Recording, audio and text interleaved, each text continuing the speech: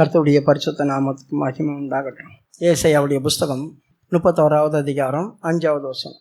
பறந்து காக்கிற பட்சிகளைப் போல சேனைகளின் கர்த்தர் எருசலேமின் மேல் ஆதரவாக இருப்பார். அவர் அதை காத்து தப்பு பண்ணுவார். அவர் கடந்து வந்து அதை விடுவிப்பார். பறந்து காக்கிற பட்சிகளைப் போல எருசலேம் மேல் கர்த்தர் ஆதரவாக இருப்பார் அப்படி சொல்லி. பிரியமானவர்களே, பட்சிகள் ஒரு கூட்டை விட்டு பறக்கும்போது 2 காரியத்துக்கு பறக்கும். ஒன்று, தனக்கு வேண்டியதான ஆகாரத்துக்காக பறக்கும். அதுங்களுக்கு வேறு எண்ணங்கள் இருக்காது. 2வது, தன் பலகணிக்கு தீவிரமாய் பறந்து வருகிறதான புறாக்களைப் போல தங்கள் பணக்கணிக்கு தீவிரமாய் பறந்து வருகிற இவர்கள் யார் அப்படி சொல்லியிருக்குது. தான் போய் சேர வேண்டிய இடத்துக்கு அதுங்க தீவிரமாக பறந்து போகும். அதுங்களுக்கும் தான் போய் சேர வேண்டிய இடத்த தான் பார்க்கும். ஆனால் ஒரு பட்சிக்கு மட்டும் என்ன அது செய்தாலும் அதுக்கு தன் கூட்டின் மேல் கவனம் இருக்கும். இறையை தேடுறதான பறவைகளுக்கு கூடு இருக்காது. தன் பலகணிக்கு போகிறதான பறவைகளுக்கும் கொடுக்காது, தங்குற இடத்துக்கு போகுது. ஆனால் கூடு அப்படி சொல்லும்போது அதுங்களுக்கு குஞ்சுகள் இருக்கும். அப்போ இதுங்க இறைக்கு போனாலும் சரி, எவ்வளோ தூரம் பறந்துட்டு இருந்தாலும் சரி, அது இறையை தேடும் போதும் தன் கூட்டின் மேல் கவனமாக இருக்கும். அதுதான் பறந்து காக்கிற பட்சி. ஏன்னா குஞ்சுகள் பலவீனமானது. அதை கொல்றதுக்காகவும் அதை அழிக்கிறதுக்காகவும் நிறைய ஏறி வரங்க. அதனால் அது பறந்து காக்கிற பட்சி அப்படி சொல்லலாம். என்ன அர்த்தம்? சாதாரணமாக பறவை பறக்கிறதுக்கும் தன் பிள்ளைகளுக்கு ஆபத்து அப்படி சொல்லும் போது அதிவேகத்தில் வர்றதான அனுபவம் தான் அது. தேவனும் அவருக்கு தன்னை பறவையாகவும் நம்மை சபையை ஒரு கூடாகவும் தான் வைத்திருக்கிறார். அதனால்தான் ஆண்டவர் எருசலேமுக்குள்ளே வந்தபோது முதல் அவர் கண்ணீர் விட்டு சொன்ன காரியம், எருசலேமே எருசலேமே, கோழி தன் குஞ்சுகளை கூட்டி சேர்க்கும் வண்ணமாய் எத்தனையோ தரம் நான் உங்களை சேர்த்து கொள்ள மனதாக இருந்தேன். அப்போ அவர் தன்னை பறவையாகவும் தன்னை குஞ்சுகளாகவும் பார்க்கிறார்.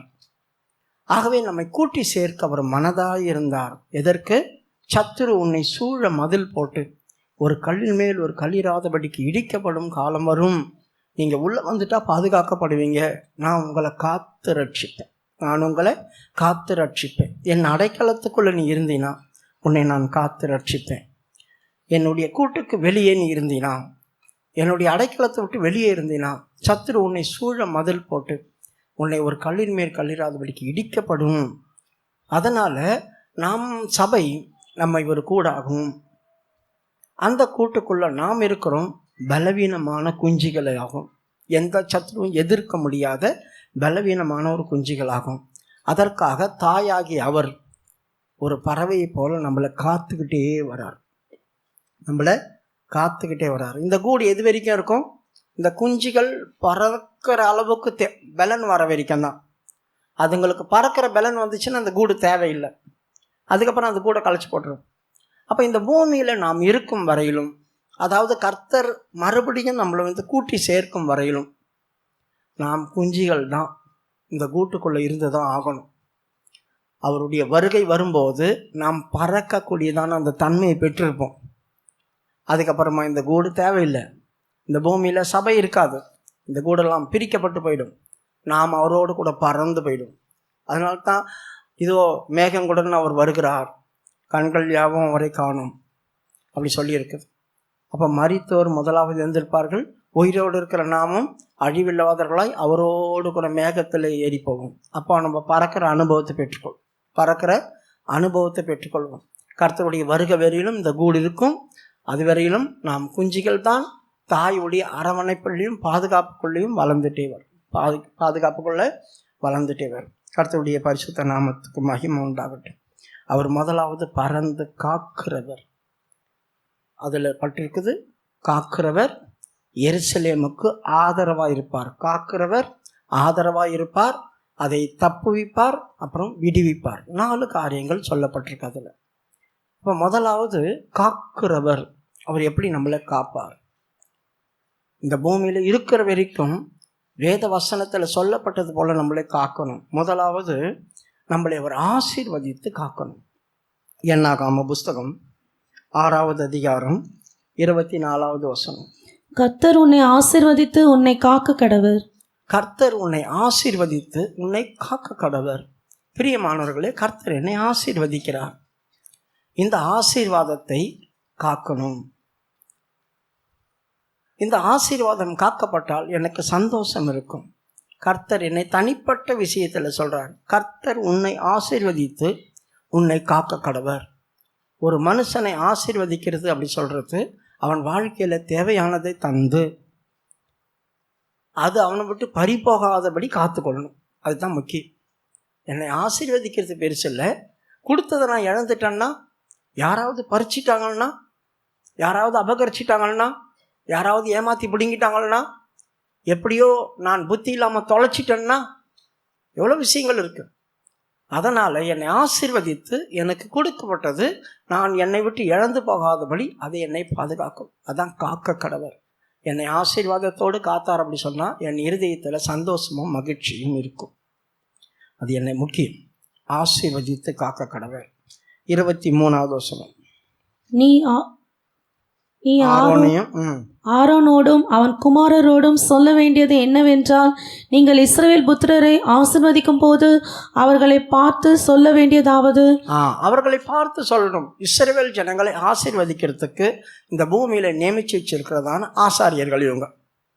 என் நாமத்தினாலே அவர்கள் என்னை ஆசீர்வதிக்க முடியாது. அப்போ கர்த்தருடைய நாமத்தை கொண்டு நாம் தான் சொல்லணும் ஆசீர்வாதம். ஆண்டவரே, இவர்கள் நீர் ஆசீர்வதித்து உன்னை காக்க கடவார். அப்போ யார் இதை ஆசீர்வதித்து உன்னை காக்க கடவார்னு சொல்றாரு? ஆசாரியர்கள் தான் சொல்றாங்க. அப்போ ஒரு ஊழியக்காரன் விசுவாசிகளை பார்த்து கர்த்தர் உன்னை ஆசீர்வதிப்பார்னு மட்டும் சொல்லிட்டு நிறுத்தக்கூடாது. கர்த்தர் உன்னை ஆசீர்வதித்து உன்னை காக்க கடவார் அப்படிதான் சொல்லணும். அப்போ ஆரோனும் அவர்கள் பிள்ளைகளுக்கும் கர்த்தர் சொல்லி கொடுத்த வார்த்தை இது. அப்போ அவர் நாமத்தினால ஒரு குடும்பத்தை ஆசீர்வதிக்கும் போது அந்த ஆசீர்வாதம் வந்து சேருது. அந்த ஆசீர்வாதத்தை காத்து கொள்வது கர்த்தர். அதனால தான் கர்த்தர் உன்னை ஆசீர்வதித்து உன்னை காக்க கடவார் அப்படி சொல்கிறாங்க. இது ஒவ்வொரு ஊழியக்காரருடைய வாயிலும் வரணும். ஜனங்களை தேவனுடைய நாமத்தை கொண்டு ஜனங்களை ஆசீர்வதிக்கணும். தேவனுடைய நாமத்தை கொண்டு கர்த்தர் ஜனங்களை ஆசீர்வதிக்கணும். உன்னை ஆசீர்வதித்து காக்க கடவார். 2வது உபாகாம புஸ்தகம் 7வது அதிகாரம் 9வது வசனம். ஆகையால் உன் தேவனாகிய கர்த்தரே தேவன் என்றும் தம்மில் அன்பு கூர்ந்து தமது கற்பனைகளை கைக்கொள்கிறவர்களுக்கு அவர் 1000 தலைமுறை மட்டும் உடன்படிக்கையும் தயவையும் காக்கிற உண்மையுள்ள தேவன் என்றும். 2 காரியத்தை இங்கே காக்கிறவர். 1 உடன்படிக்கை. இந்த உடன்படிக்கை அப்படி சொல்றது என்ன? ஒப்பந்தம். அதான் உடன்படிக்கை. ஒருவரோடு ஒருவர் ஒப்பந்தம் போடுறாங்களே. இந்தியாவோட பாகிஸ்தான், அப்போ இந்தியாவில் வந்து நிறைய நாட்டுக்கு போய் ஒப்பந்தம் போடுறாங்க இல்லையா? என்ன ஒப்பந்தம் போடுவாங்க? சமாதான ஒப்பந்தம் பண்ணுவாங்க. நாங்கள் உங்கள் நாட்டில் வந்து எதனா வியாபாரம் பண்ணுறோம், உங்கள் நாட்டில் எங்கள் நாட்டில் நீங்கள் வந்து வியாபாரம் பண்ணுங்க, அதுக்கு ஒரு ஒப்பந்தம். 2வது நாம் சிநேகிதராக இருப்போம், யுத்தம் நம்மளுக்கு தேவையில்லை, அதுக்காக ஒப்பந்தம் பண்ணுவாங்க. அதுதான் உடன்படிக்கை. அதுபோல் தேவன் என்னோடு உடன்படிக்கை பண்ணுறார். என்ன உடன்படிக்கை? நான் உன்னை காப்பேன், நான் உனக்காக சகலத்தையும் செய்வேன். அப்போது இந்த உடன்படிக்கை பண்ணுறவங்களோ யாருக்கிட்ட உடன்படிக்கை பண்ணுறார்? அவரிடத்தில் அன்பு கூறுவவங்கிட்ட, அவருக்காக சகலத்தையும் இழக்கிறவங்களுக்கு, அவருக்காக தியாகம் பண்ணுறவங்க, இப்படிப்பட்டவங்களுக்கெல்லாம் அவர் உடன்படிக்கை பண்ணுறார். உடன்படிக்கை ஒரு ஆளுக்கிட்ட பண்ணிட்டார் அப்படி சொன்னாக்கா அந்த உடன்படிக்கையை மரண பரியந்தம் அவர்கள் மரித்து போனால் கூட பாதுகாப்பார். ஆண்டவர் காக்க கடவார் அப்படி சொல்லியிருக்குது. இப்போ உடன்படிக்கையை காக்கிறவர். இப்போ நான் உயிரோடு இருக்கிறேன், என்னோட ஆண்டவர் உடன்படிக்கை பண்ணார், என்னோட ஆண்டவர் உடன்படிக்கை பண்ணார், என்னோட உடன்படிக்கை பண்ணிட்டு நான் செத்துட்டேன். இப்போ இந்த பூமியில் ஒரு மனுஷங்க செத்துட்டாங்க அப்படி சொன்னால் அவங்களோட ஃபைலை க்ளோஸ் பண்ணுவாங்க. அதுக்கப்புறம் அவங்கள பேச வேண்டியதோ நினைக்க வேண்டியதோ கிடையவே கிடையாது, அதோடு முடிஞ்சிச்சு அவங்களுக்கு. ஆனால் கர்த்தர் அப்படி ஒரு நாளும் ஃபைல் க்ளோஸ் பண்ண மாட்டார். நான் செத்த பேரும் என் உடன்படிக்கையை காக்கிறார். எதுக்கு நான் செத்த பேர் உடன்படிக்கை காத்து என்ன பிரயோஜனம்? பிரியமானவர்களை, என்னை சார்ந்த என் பிள்ளைகள் இருக்கிறாங்க, என்னை சார்ந்த என் பிள்ளைகள் இருக்கிறாங்க. அதனால தான் ஆண்டவர் சொல்கிறார், நான் உங்களை கொண்டு போய் பலத்த ஜாதி கட்டி அங்கேயும் இங்கேயும் விட்டதை ஒத்துக்கொண்டால் அப்போ நான் என்ன செய்வேன்? ஆபிரகாமோடும் ஈசாக்கோடும் யாக்கோபோடும் பண்ணின என் உடன்படிக்கையை நினைப்பேன், நானே நினைப்பேன், தேசத்தையும் நினைப்பேன் அப்படி சொல்கிறார் ஆண்டவர். அப்போன்னா அவங்களோடு உடன்படிக்கை பண்ணியிருக்கிறார். இவங்களுக்கு தயவு எதுக்கு? தயவு, உடன்படிக்கை காக்கிறார், அது ஓகே. தயவையும் காக்கிறவர் அப்படி சொல்லியிருக்க. தயவு அப்படி சொன்னால் என்னங்க அர்த்தம்? இப்போ நான் தப்பு பண்ணிட்டேன்.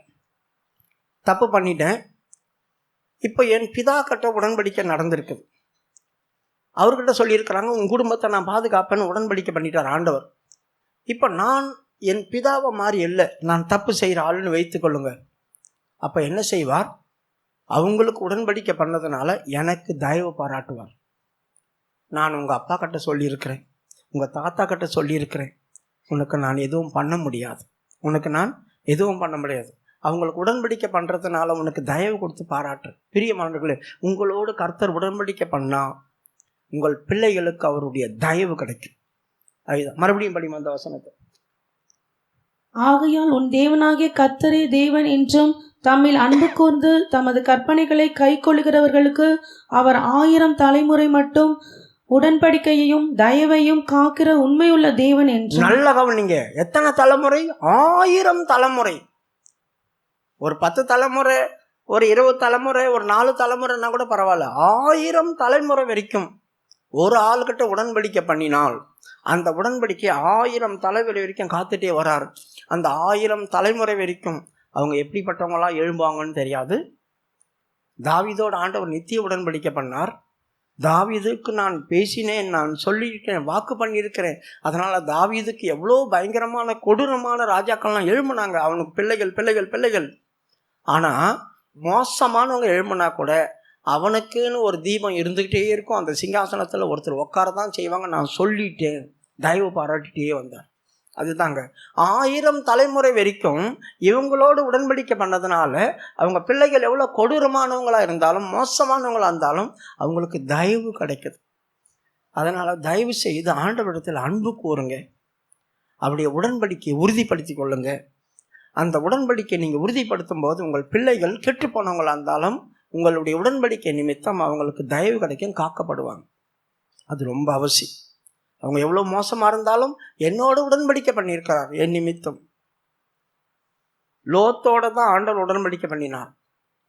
ஆனால் அவர்களுடைய பிள்ளைகள், அவருடைய மனைவி எல்லாத்தையும் சேர்த்து அழிவிலன்னு தப்பு வச்சார்.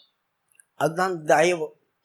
லோத்துக்கிட்ட உடன்படிக்கை பண்ணினார், அவன் விருந்து பண்ணதால அவங்க மனைவியும் பிள்ளைகளும் அது செய்யலை. அப்போ அவங்க மருமகன் யாராவது இருந்தால் கூப்பிட்டு போங்க அப்படி சொல்கிறாரு. அவங்களாம் மோசமானவங்க. ஆனால் அவங்களுக்கு கிடைக்கிது பார்த்தீங்களா தயவு. அதுதான்.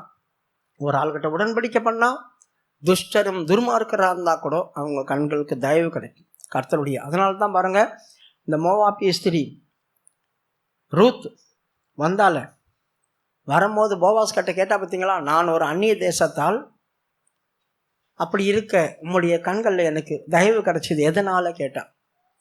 எதனால் தயவு கிடைச்சிது? போவாஸ் சொல்கிறான், நீ அந்நிய ஸ்திரீ தான், நீ வந்து குடிசைக்கு கொஞ்சம் நேரம் தான் ஆச்சுன்னு நான் கேள்விப்பட்டேன். ஆனால் வந்த முதல் கொண்டு இப்படி வந்து பாடுபட்டுன்னு இருக்கிறியே. அப்போ மோவாபிய ஸ்திரீனா கெத்தாக அவங்கவுங்க வீட்டில் ராணி மாதிரி இருப்பாங்க. ஆனால் இவோ தன்னை இறங்கி வந்து தன் மாமியாரை வீட்டில் உட்கார வச்சுட்டு இங்கே வந்து பாடுபட்டுன்னு இருக்கிறான். அதனால் கிடைச்ச தயவு. அவங்க 10 வருஷத்துக்குள்ளே வரக்கூடாது, 10 தலைமுறைக்கு தேவாலயத்துக்குள்ளே வர முடியாத மோவாப் அருவருப்பானவங்க. அந்த அருவருப்பானவருடைய சந்ததியில் இயேசு கிறிஸ்து பிறந்துட்டார். அந்த அருவருப்பான சந்ததியில் வர இயேசு கிறிஸ்து பிறந்தார். அதாங்க கிடைச்ச தயவு. அப்போ கர்த்தருடைய கண்களில் நமக்கு தயவு கிடைக்குதுன்னா நமக்கு முன்னால் யார்கிட்டயோ உடன்படிக்கை பண்ணியிருக்கணும். நம்ம கிட்ட உடன்படிக்கை பண்ணினான்னா நமக்கு கீழே இருக்கிறவங்ககிட்ட தயவு கிடைக்கும். இது 2 அனுபவங்கள் உண்டு. இந்த உடன்படிக்கையும் தயவையும் காக்கிறவர். நான் பறந்து காக்கிற பட்சி, உன்னை நான் கைவிட்டுற மாட்டேன். அது அடுத்தது சாமுவேலுடைய புஸ்தகம், 1 சாமுவேலுடைய புஸ்தகம் 26:11.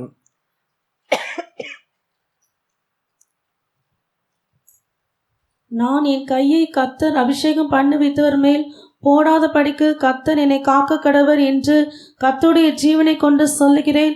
சில நேரங்களில் நம்மளை அறியாமையே தவறான காரியத்துக்குள்ள போயிடுவோம். இந்த இடத்துல சவுல் இஸ்ரவேல் மேல் ராஜாவாக இருக்கிறான். ஏதோ ஒரு காரணத்தினால தாவீதை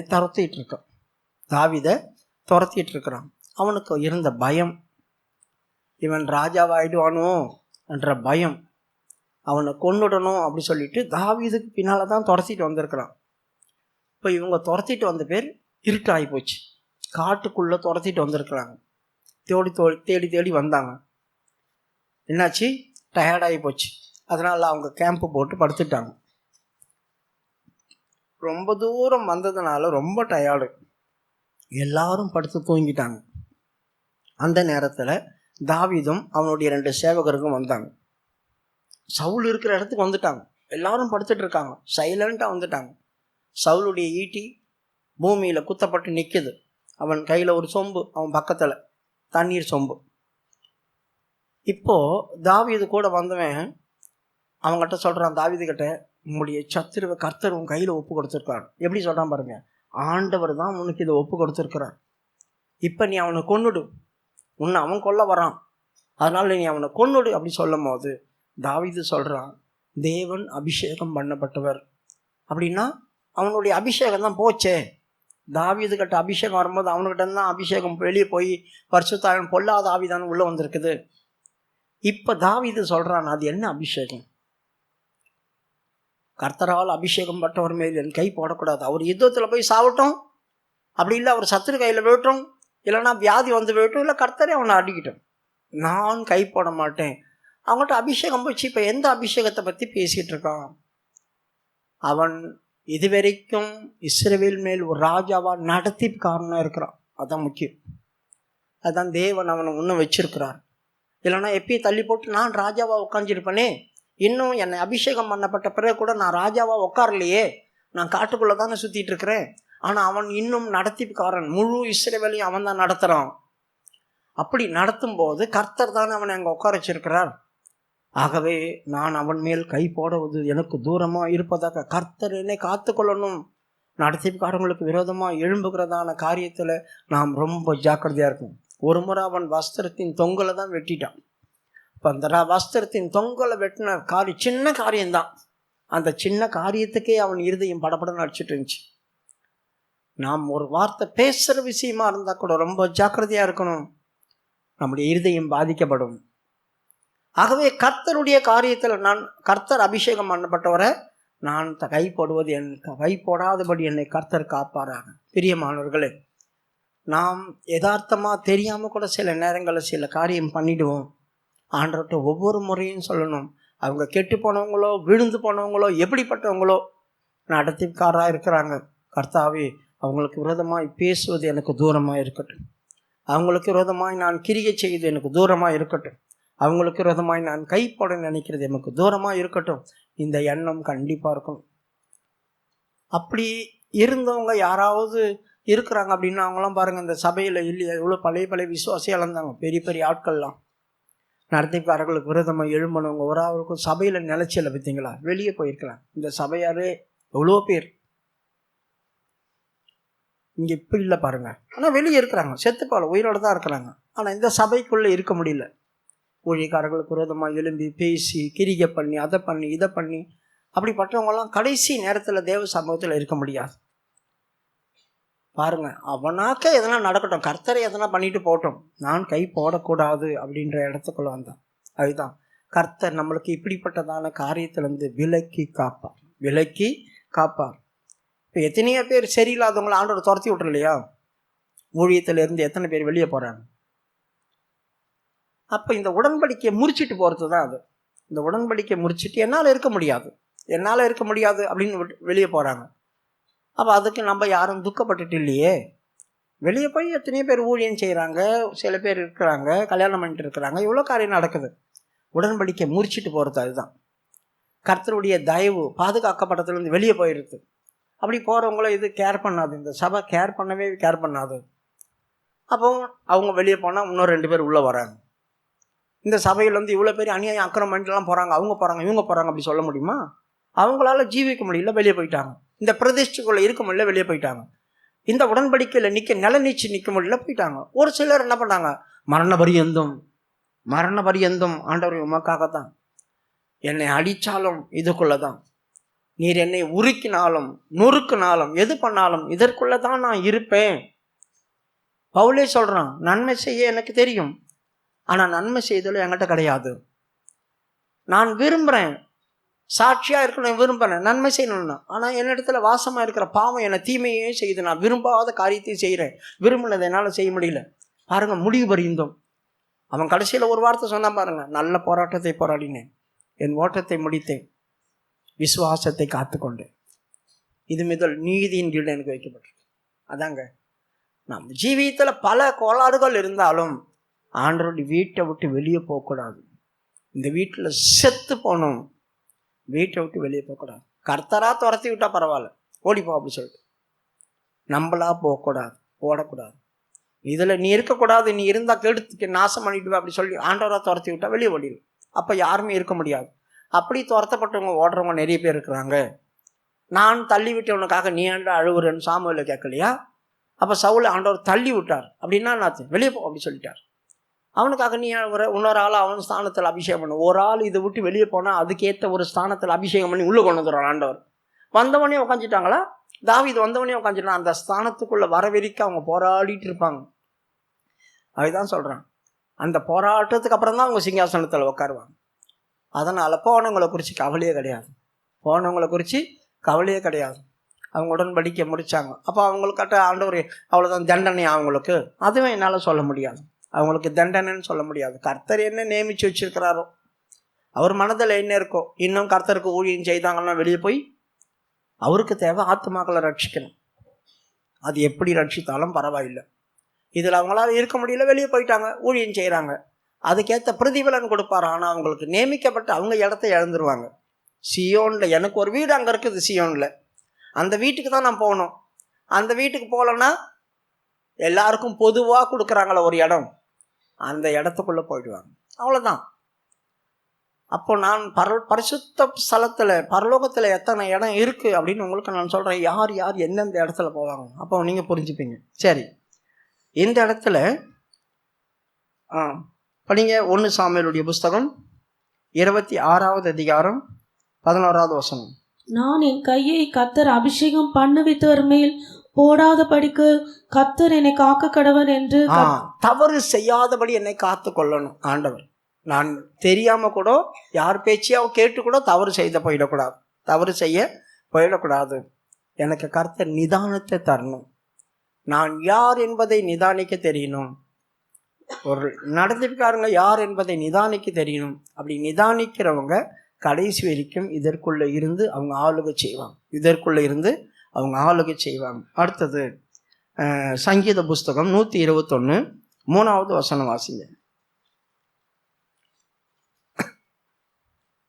சங்கீதம் 121:3. உன் காலை தள்ளாட ஒட்டார், உன்னை காக்கிறவர் உறங்கார். என்னை ஏன் கர்த்தர் காக்கணும்? பறந்து காக்கிற பட்சியை போல என்னை ஏன் காக்கணும்? சில நேரங்களில் என் கால் தள்ளாடும் அப்படி சொன்ன நிற்க முடியாதுன்னு அர்த்தம். தள்ளாடுதுன்னா நிற்க பலன் இல்லை. அப்போ நிற்க பலன் இல்லை அப்படி சொன்னால் நான் இந்த சத்தியத்தில் நிற்க முடியல, கர்த்தருடைய அன்பில் நிற்க முடியல, விசுவாசத்தில் நிற்க முடியல, நான் தடுமாறுறேன். பிரச்சனை எனக்கு இருக்குது, அதனால் தடுமாறுறேன். போராட்டம் எனக்கு இருக்குது, அதனால் தடுமாறுறேன். அப்போ அப்படி தடுமாறும் போது கர்த்தர் என்ன செய்கிறார்? அவர் வார்த்தையை கொண்டு என்னை காப்பார். உன் கால் தடுமாறும் போது, மறுபடியும் படிமா அந்த வசனத்தை, உன் காலை தள்ளாட ஒட்டார், உன்னை காக்கிறவர் உறங்கார். என்னை கர்த்தர் காக்கிறார் அப்படி சொன்னா, முதலாவது என் காலை தள்ளாட விட மாட்டார், என் விசுவாசத்தை குறைஞ்சி போக விட மாட்டார், அன்புல நிலைச்சிருக்கிறத குறைஞ்சி போக விட மாட்டார், என் நம்பிக்கை உறுதியாக இருக்கிறத காத்துக்கொள்வார். ஆகவே என்னை காக்கிறவர் என் காலை தள்ளாட விட்டார். என் நம்பிக்கை அப்படியே மேலே மேலே போயிட்டே இருக்குமே தவிர அது குறைஞ்சி வராது. நான் கர்த்தருடைய வருகைக்கு போவான், எல்லாருக்கும் என்ன இருக்கும், இந்த சபையில் இருக்கிற அத்தனை பேருக்கும் கர்த்தர் வருவார், நான் எடுத்துக்கொள்ளப்படுவேன். அந்த நம்பிக்கையில் தான் நமக்குள்ள எவ்வளவோ பிரச்சனைகள் இருந்தாலும் ஓடி வரும். ஆண்டவர் சமூகத்தை தேடுறோம், கர்த்தர் வருவார், ஒரு நாள் போயிடுவேன். அந்த நம்பிக்கை என்னை தடுமாற வைக்கல. அப்படி தடுமாற வச்சுச்சுன்னா அந்த சபைக்குள்ளே வரமாட்டேன். இந்த சபைக்குள்ளே வரணும், போய் வெளியே சுற்றிட்டு இருக்கலாம். நான் தான் கர்த்தருடைய வருகைக்கு போக மாட்டேன், நான் எதுக்கு சபைக்கு போகணும்? அப்போது கர்த்தர் என் காலை தள்ளாட விட்டார் அப்படி சொன்னால் நான் கர்த்தருடைய வருகைக்கு போவேன்றதான எண்ணம் இருந்துகிட்டே இருக்குது. அதனால் அதை என்னை காத்துக்கொள்வார். அந்த ஒரு சின்ன காரியத்துக்காக அவர் என்னை காத்துக்கொள்வார். என் காலை தள்ளாட விட்டார், என்னை காக்கிறவர் உறங்கார். ஏன் அவர் உறங்கிட்டார் அப்படி சொன்னால் நான் எப்போ தடுமாறுவேன்னு தெரியாது. தடுமாறிட்டு அப்படின்னா ஆண்டவர்கிட்ட வெளியே போயிடுவேன். அதனால் அவர் விழித்திருக்கிறார். ரெண்டாவது, இது தனிப்பட்ட விஷயத்தில் சொல்கிறார். ஒரு மனுஷனுடைய தனிப்பட்ட, உன் காலை தள்ளாட விட்டார் அப்படின்னா ஒரு தனிப்பட்ட மனுஷனுடைய காரியம் அது. ரெண்டாவது, இஸ்ரவேலை காக்கிறவர், அவர் உறங்குவதுமில்லை தூங்குவதுமில்லை அப்படி சொல்லியிருக்கு. 4வது வசனம், இதோ இஸ்ரவேலை காக்கிறவர் உறங்குவதும் இல்லை தூங்குகிறதும் இல்லை. இஸ்ரவேலை காக்கிறவர் உறங்குவதும் இல்லை தூங்குவதும் இல்லை. இது ஒரு குடும்பத்துக்கு சொல்கிறதான காரியம். இஸ்ரவேல் அப்படி சொன்னால் அவனுக்கு 12 பிள்ளைங்க இருக்கிறாங்க. இஸ்ரவேலை காக்கிறவர் அப்படி சொன்னால் அவங்க வீட்டை காக்கிறவர், அந்த பிள்ளைகளை காக்கிறவர். அப்போ அவனை தனிப்பட்ட விஷயத்தில் நம்மளை காக்கிற தேவன் நம்முடைய பிள்ளைகளோடு நம்முடைய வீட்டையும் காக்கணும். அப்போ என் வீட்டை எப்படி காக்கிறார் அவர்? இஸ்ரவேலை காக்கிறவர் தூங்குவதும் இல்லை உறங்குவதும் இல்லை அப்படி சொன்னாக்க என்ன அர்த்தம்? பகல்லையும் எனக்கு பிரச்சனை வரக்கூடாது, ராக்காலங்களையும் எனக்கு பிரச்சனை வரக்கூடாது. சில நேரங்களில் நைட்டில் பிரச்சனை வரும், ஒரு சில குடும்பங்களில் பகலில் வரும். அப்போது பகல்லையும் அந்த குடும்பத்துக்கு பிரச்சனை வரக்கூடாது, நைட்லேயும் அந்த குடும்பத்துக்கு பிரச்சனை வரக்கூடாது அப்படி சொல்லி அவர் தூங்காமலும் உறங்காமலும் பாதுகாப்பார். அதுதான் ஆதியாகம புஸ்தகத்தில் இந்த யாக்கோபு சொல்கிறான், இரவிலே நிழல் பகலிலே வெயிலும் இரவிலே நிழலும் என்னை பட்சித்தது. அப்போ நைட்லேயும் எனக்கு பிரச்சனை வந்துச்சு, பகல்லையும் எனக்கு பிரச்சனை வந்துச்சு. நான் இவ்விதமாய் பாடுபட்டேன் அப்படி சொல்கிறான். எனக்கு நித்திரை தூரமாய் போயிடுச்சு, நான் தூங்காமல் ரொம்ப போராடினேன், கஷ்டப்பட்டேன் அப்படி சொல்கிறான். 31வது அதிகாரம் 39 வரும். 40வது வசனம். எத்தனாவது அதிகாரம்? 31ஆம் அதிகாரம் 40ஆம் வசனம். பகலிலே வெயிலும் இரவிலே குளிரும் என்னை பட்சித்தது, நித்திரை என் கண்களுக்கு தூரமாய் இருந்தது, இவ்விதமாய் பாடுபட்டேன். பகல்லையும் இரவிலையும் பிரச்சனையினால பாடுபட வேண்டியதா இருக்கும். மனுஷர்கள் பாடுபடுவாங்க. நைட்லேயும் நிம்மதி இல்லாமல் போயிடும், பகல்லையும் சில நேரத்தில் நிம்மதி இல்லாமல் போயிடும். பிரச்சனைகள் போராட்டங்கள் ஓவராக இருந்துச்சு அப்படின்னா நம்மளுக்கு தூக்கம் கூட வராது. நித்திரை எனக்கு தூரமாகி போயிடுச்சு. அப்படி எத்தனை குடும்பங்கள் அவஸ்தைப்படுறாங்க சில நேரங்களில். அப்போ ஆண்டவர் என்ன செய்யணும்? என்னை அவர் காக்கணும்.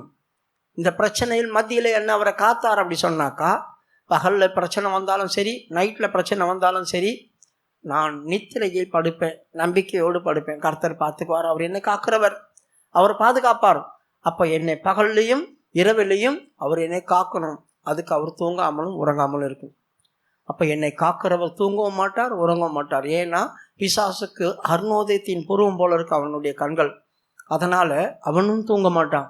எப்போ நம்மளுக்கு போராட்டம் கொண்டு வரலாம், எப்போ பிரச்சனையை கொண்டு வரலாம், எப்போ இவங்களை நாசம் பண்ணலான்னு பார்த்துக்கிட்டே இருக்கிறான். அதனால் கர்த்தரும் விழித்திருக்கிறார். 5வது வசனம் 121 கர்த்தர் உன்னை காக்கிறவர், கர்த்தர் உன் வலது பக்கத்திலே உனக்கு நிழலாய் இருக்கிறார். கர்த்தர் என்னை காக்கிறவர், என்னை காக்கிறவர் என் வலது பக்கத்திலேயே நிழலாய் இருக்கிறார். பிரியமானவர்களே, வலது பாரிசம் அப்படி சொன்னால் கிரியை செய்கிற பகுதி. கர்த்தர் என்னை காக்கிறது பெருசல்ல, அவர் என்னை காக்கிறவர். ரெண்டாவது, நான் செய்கிறதான எவ்வளோ கஷ்டமான வேலையாக இருந்தாலும் அந்த காரியத்தை கஷ்டம் இல்லாமல் லெகுவாய் செய்ய வைப்பார். அதனால தான் வலது பார்சத்தில் இருக்கிறார். ஒரு பெரிய வேலைங்க, அது ரொம்ப மோசமானது. ஆனால் எப்படி செஞ்சேன்னே தெரியல, நான் செஞ்சேன். அது இவ்வளோ ஈஸியாக முடியும்னு நான் எதிர்பார்க்கவே இல்லை, ஆனால் நான் செஞ்சேன். அதான் நான் செய்ய முடியாது, ரொம்ப கஷ்டம் அப்படி சொல்கிறாங்க இல்லையா?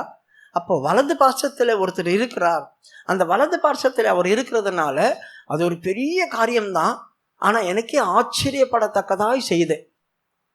அப்போ என்னை காக்கிறவர் என்னுடைய கிரிகையை ஈஸியாக்க முடியாது, லெகுவாக்க முடியாது. என் வலது பார்சத்தில் எனக்கு நிழலாக இருக்கிறார், சப்போர்ட்டாக இருக்கிறார், எனக்கு சப்போர்ட்டாக இருக்கிறார். நான் செய்கிற வேலைக்கு இவங்க எனக்கு உதவியாக இருந்தாங்க, அதனால் ஈஸியாக அது முடிஞ்சது அப்படி சொல்லுவாங்க. நம்ம செய்கிற வேலைக்கு இவங்க செய்த உதவி தான் என்னை ஈஸியாக செய்ய வச்சுது. கர்த்தர் எனக்கு உதவியாக இருந்தால் ஞானமும் கிருபையும் கிடைக்கும். அதை வச்சு நான் எவ்வளோ பெரிய கஷ்டமாக இருந்தாலும் செஞ்சிருவேன். அதுக்காக என் வலது பக்கத்தில் அவர் இருக்கிறார், என்னை காக்கிறதுக்காக. 7வது வசனம் கர்த்தர் உன்னை எல்லா தீங்குக்கும் விலக்கி காப்பார். அவர் உன் ஆத்துமாவை காப்பார். கர்த்தர் என்னை எல்லா தீங்குக்கும் விலக்கி காப்பார். பிரியமானவர்களே, தீங்கு என் ஆத்மாவை நஷ்டப்படுத்த வந்துடும். அதனால் எல்லா தீங்குக்கும் கர்த்தர் என்னை விலக்கி காக்கணும். எல்லா தீங்குக்கும் அப்படின்னு என்ன செய்கிறாங்க, அந்த நெகமியா கிட்ட வந்து சொல்கிறாங்க, அலங்கமெல்லாம் இடிக்கப்பட்டிருக்கு, மதிலெல்லாம் சுட்டரிக்கப்பட்டிருக்கு எருசலேமில். அங்கே இருக்கிறவங்க அவங்க தீங்கை அனுபவிக்கிறாங்க. எல்லாம் இடிஞ்சு போச்சு, கட்டி வச்சதெல்லாம் உடஞ்சி போச்சு, சேர்த்து வச்சதெல்லாம் போயிடுச்சு, நாங்கள் எதெல்லாம் பிரயாசப்பட்டோம் பிரயாசமெல்லாம் அழிஞ்சு போச்சு. பார்க்குறவங்களாம் எங்களை ஒரு மாதிரி பேசுகிறாங்க. அதை தான் தீங்கு அனுபவிக்கிறது. எங்களை பார்க்குறவங்களாம் இந்த கதி ஆகிட்டீங்களா, நீங்கள் இப்படி ஆகிட்டீங்களா அப்படி ஆகிட்டீங்களா சொல்கிறாங்களே, அதுதான் நம்ம தீங்கு அனுபவிக்கிறது. அவங்க பேச்செல்லாம் நம்ம கேட்டு மௌனமாக இருக்கிறோம், எதுவும் பேச முடியல. யாரெல்லாம் நம்மளை நிந்திக்கிறாங்க, எவ்வளோ பேர் எவ்வளோ காரியத்தை பேசுகிறாங்க, பேசினா கூட எல்லாத்தையும் வாங்கிட்டு அமைதியாக இருக்கிறோம். அதாங்க தீங்கு அனுபவிக்கிறது. இந்த தீங்கு நம்மளை அனுபவிக்க வைக்கும். ரெண்டாவது, இந்த தீங்கு என்னை துக்கப்படுத்தும். இப்போ துக்கப்படுத்தோம்னா எனக்கு கொடுத்ததெல்லாம் பறி போயிடுச்சு, கொடுத்தது வாரிட்டு போயிட்டாங்க, நான் நஷ்டப்பட்டு போயிட்டேன். அப்போ எனக்கு துக்கம் இருக்கும். எனக்கு வந்த தீங்கு மறக்க முடியாத துக்கத்தை உண்டு பண்ணிடுச்சு. ரெண்டாவது, இந்த தீங்கு பின்தொடரும். இந்த தீங்கு பின்தொடரும், நான் மரித்து போவேன் அப்படி சொல்லி லோத் சொல்கிறான். தீங்கு என்னை பின்தொடரும், நான் செத்து போயிடுவேன். இது என்னை மரணம் வரைக்கும் கொண்டு வந்துடும், மரணம் வரைக்கும் கொண்டு வந்துடும். ஏற்கனவே உங்களுக்கு தீங்கை பற்றியெல்லாம் பேசியிருக்கேன். ஆகவே எல்லா தீங்குக்கும் அப்படின்னா இந்த இப்போ நான் சொன்ன எல்லா தீங்குக்கும் உள்பட்டு தீங்கு நாட்களிலே கர்த்தர் உன்னை காப்பார். மறுபடியும் படிமா அந்த 7வது வசனத்தை. கர்த்தர் உன்னை எல்லா தீங்குக்கும் விலக்கி காப்பார். கர்த்தர் உன்னை எல்லா தீங்குக்கும் விலக்கி காப்பார். இதெல்லாம் உன்னை காப்பாற்றி உன்னை அதுலேருந்து விலக்கி வெளியே கொண்டு வரணும். தீங்கில் நான் மாட்டிக்கிட்டேன், அந்த தீங்கிலேருந்து என்னை காப்பாற்றுனா தீங்கே என்னை விட்டு விளக்குறாரோ இல்லையோ, அந்த தீங்கு கட்டந்து என்னை காப்பாற்றி விளக்குறார். அதான் முக்கியம். நான் அப்படி தான் ஜபிக்கணும். ஆண்டவரே, தீங்கை என்னை விட்டு விளக்குன்னா அது என்னை வந்து பாதிச்சுட்டே இருக்கும். ஆனால் கர்த்தர் என்ன செய்கிறார், உன்னை எல்லா தீங்குக்கும் விலக்கி காப்பார். அப்போ தீங்கு அங்கே இருக்கட்டும், உன்னை அதுலேருந்து வெளியே கொண்டு வந்துடுற. அப்போ தீங்கை அதுலேருந்து என்ன வெளியே கொண்டு வந்துடுறார். தீங்கு அங்கே இருக்குது, இப்போ அவர் என்ன வெளியே கொண்டு வந்ததுனால மறுபடியும் இந்த தீங்கை வந்து எனக்கு பிடிக்காது. தீங்கை ஆண்டவர் வெளியே கொண்டு போயிட்டார், அந்த இடத்துல தான் நான் இருக்கிறேன். அப்போ தீங்கு என்ன சொல்லும், அது என்னுடைய இடம், நான் இருந்த இடம், மறுபடியும் அங்கே போவேன். அதனால தான் ஒரு பிசாசை துரத்தினோடனையும் அது என்ன செய்யுமா, போய் அங்கே வனாந்தரத்தில் அலைஞ்சு திரிஞ்சு இப்போ அதுக்கு இலைப்பாறுதல் இடம் இல்லைனாக்கா நான் விட்டு வந்த இடத்துக்கு நான் போவேன். அது வந்து பார்க்குமா, அது ஜோடிக்கப்பட்டு வெறுமையாக இருந்துச்சு அப்படி சொன்னால் அது திரும்பி போய் அதனிலும் பொல்லாத 7 ஆவிகளை கூட்டிகிட்டு 8 பேரை வந்து உள்ள வந்து உட்காந்து. ஒரு ஆவி இருக்கும் போது கஷ்டம் பயங்கரமாக இருக்கும், 8 பேர் வந்தால் என்ன ஆகும், அது ரொம்ப பிரச்சனை, போராட்டம் ஜாஸ்தி ஆகிடும். அதனால் ஆண்டவர் என்ன செய்கிறார், அதை விலைக்கு தள்ளிடாமல் தீங்கு கட்டந்து என்ன வெளியே கொண்டு வந்துடுறாரு. நீ அவன் சொந்த வீட்டில் இருந்துக்கோ, என் பிள்ளைய நான் கொண்டு போயிடுறேன் வெளியே அப்படி சொல்லி கொண்டு வந்துடுவார். அப்போ அது இருக்கிற இடத்த விட்டுட்டு என் இடத்துக்கு வராது. அப்போ என் இடத்துக்கு வந்து அவர் அந்நியராக மாறிடுவார். இது என் சொந்த இடம், கர்த்தர் எனக்கு கொடுத்த இடம். அப்போது அந்நியர் என் இடத்துல வந்தால் ஈஸியாக அடிக்கலாம். அப்போ அது இருக்கிற இடத்துல நான் இருக்கும்போது அது சொந்த இடம், அது என்ன போட்டு அடிச்சுட்டு கிடக்கும். எவ்வளோ ஞானம் உள்ளப்பார். கர்த்தர் எல்லா தீங்குக்கும் உன்னை விலக்கி கொண்டு வந்து காத்து நிற்கிறார். ஆண்டவரே, ஒவ்வொரு நாளும் நாம் ஆண்டவர் சமூகத்தில் ஜெபிக்கணும், என்னை இந்த தீங்குலேருந்து வெளியே கொண்டு வந்துரு ஆண்டவரே.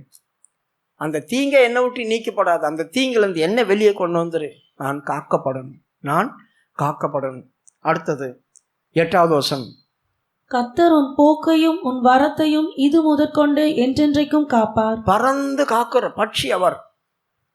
எத்தனையோ இடங்கள்ல நான் போகிறேன், எத்தனையோ முறை திரும்பி வரேன். பிரியமானவர்களே, நாம் போகும்போதும் வரும்போதும் கர்த்தர் நம்மளை பாதுகாக்காவிட்டால் நம் கண்களுக்கு முன்பாக எவ்வளவு ஆக்சிடென்ட் நடக்குது, எவ்வளவு விபத்துகளை நம்ம பார்க்குறோம். அதிலெல்லாம் நம்ம சிக்கியிருந்தால் என்ன ஆயிருக்கும். எத்தனையோ பேர் ரத்தம் ஊற்றிட்டு கிடப்பாங்க, கால் உடஞ்சி கிடப்பாங்க, பல காரியங்கள் இருக்குது. ஆனால் கர்த்தர் இதுவரையிலும் நம்மளுக்கு அதை அனுமதிக்கலை.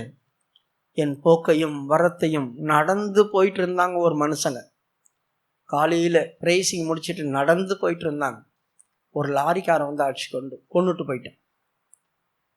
நாம் வெளியே டீ குடிக்க போனவங்க தான் அவங்க.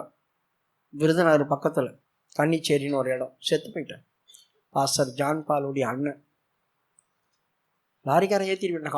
4 மணிக்கு ப்ரைசிங் முடிச்சுட்டு வரும்போது ஒவ்வொரு முறையும் ஆண்டவரே நான் வெளியே போகும்போதும் உள்ளே வரும்போதும் கர்த்தாவே உடைய சமூகத்தை வச்சு என்னை காத்துக்கொள், உடைய சமூகத்தை வச்சு காத்துக்கொள். எந்த நேரத்தில் என்ன சம்பவிக்கின்றது. அதனால தான் ஆண்டவர் சொல்கிறார், நீ சரியா என்னிடத்தில் அன்பு கூர்ந்தால் நான் உன்னை இது முதல் கொண்டு உன் போக்கையும் வரத்தையும் நான் பாதுகாப்பேன். நீ எங்கே போனாலும் எங்கே வந்தாலும் எல்லா தீங்குக்கும் உன்னை விலக்கி உன் போக்கையும் வரத்தையும் நான் பாதுகாப்பேன்.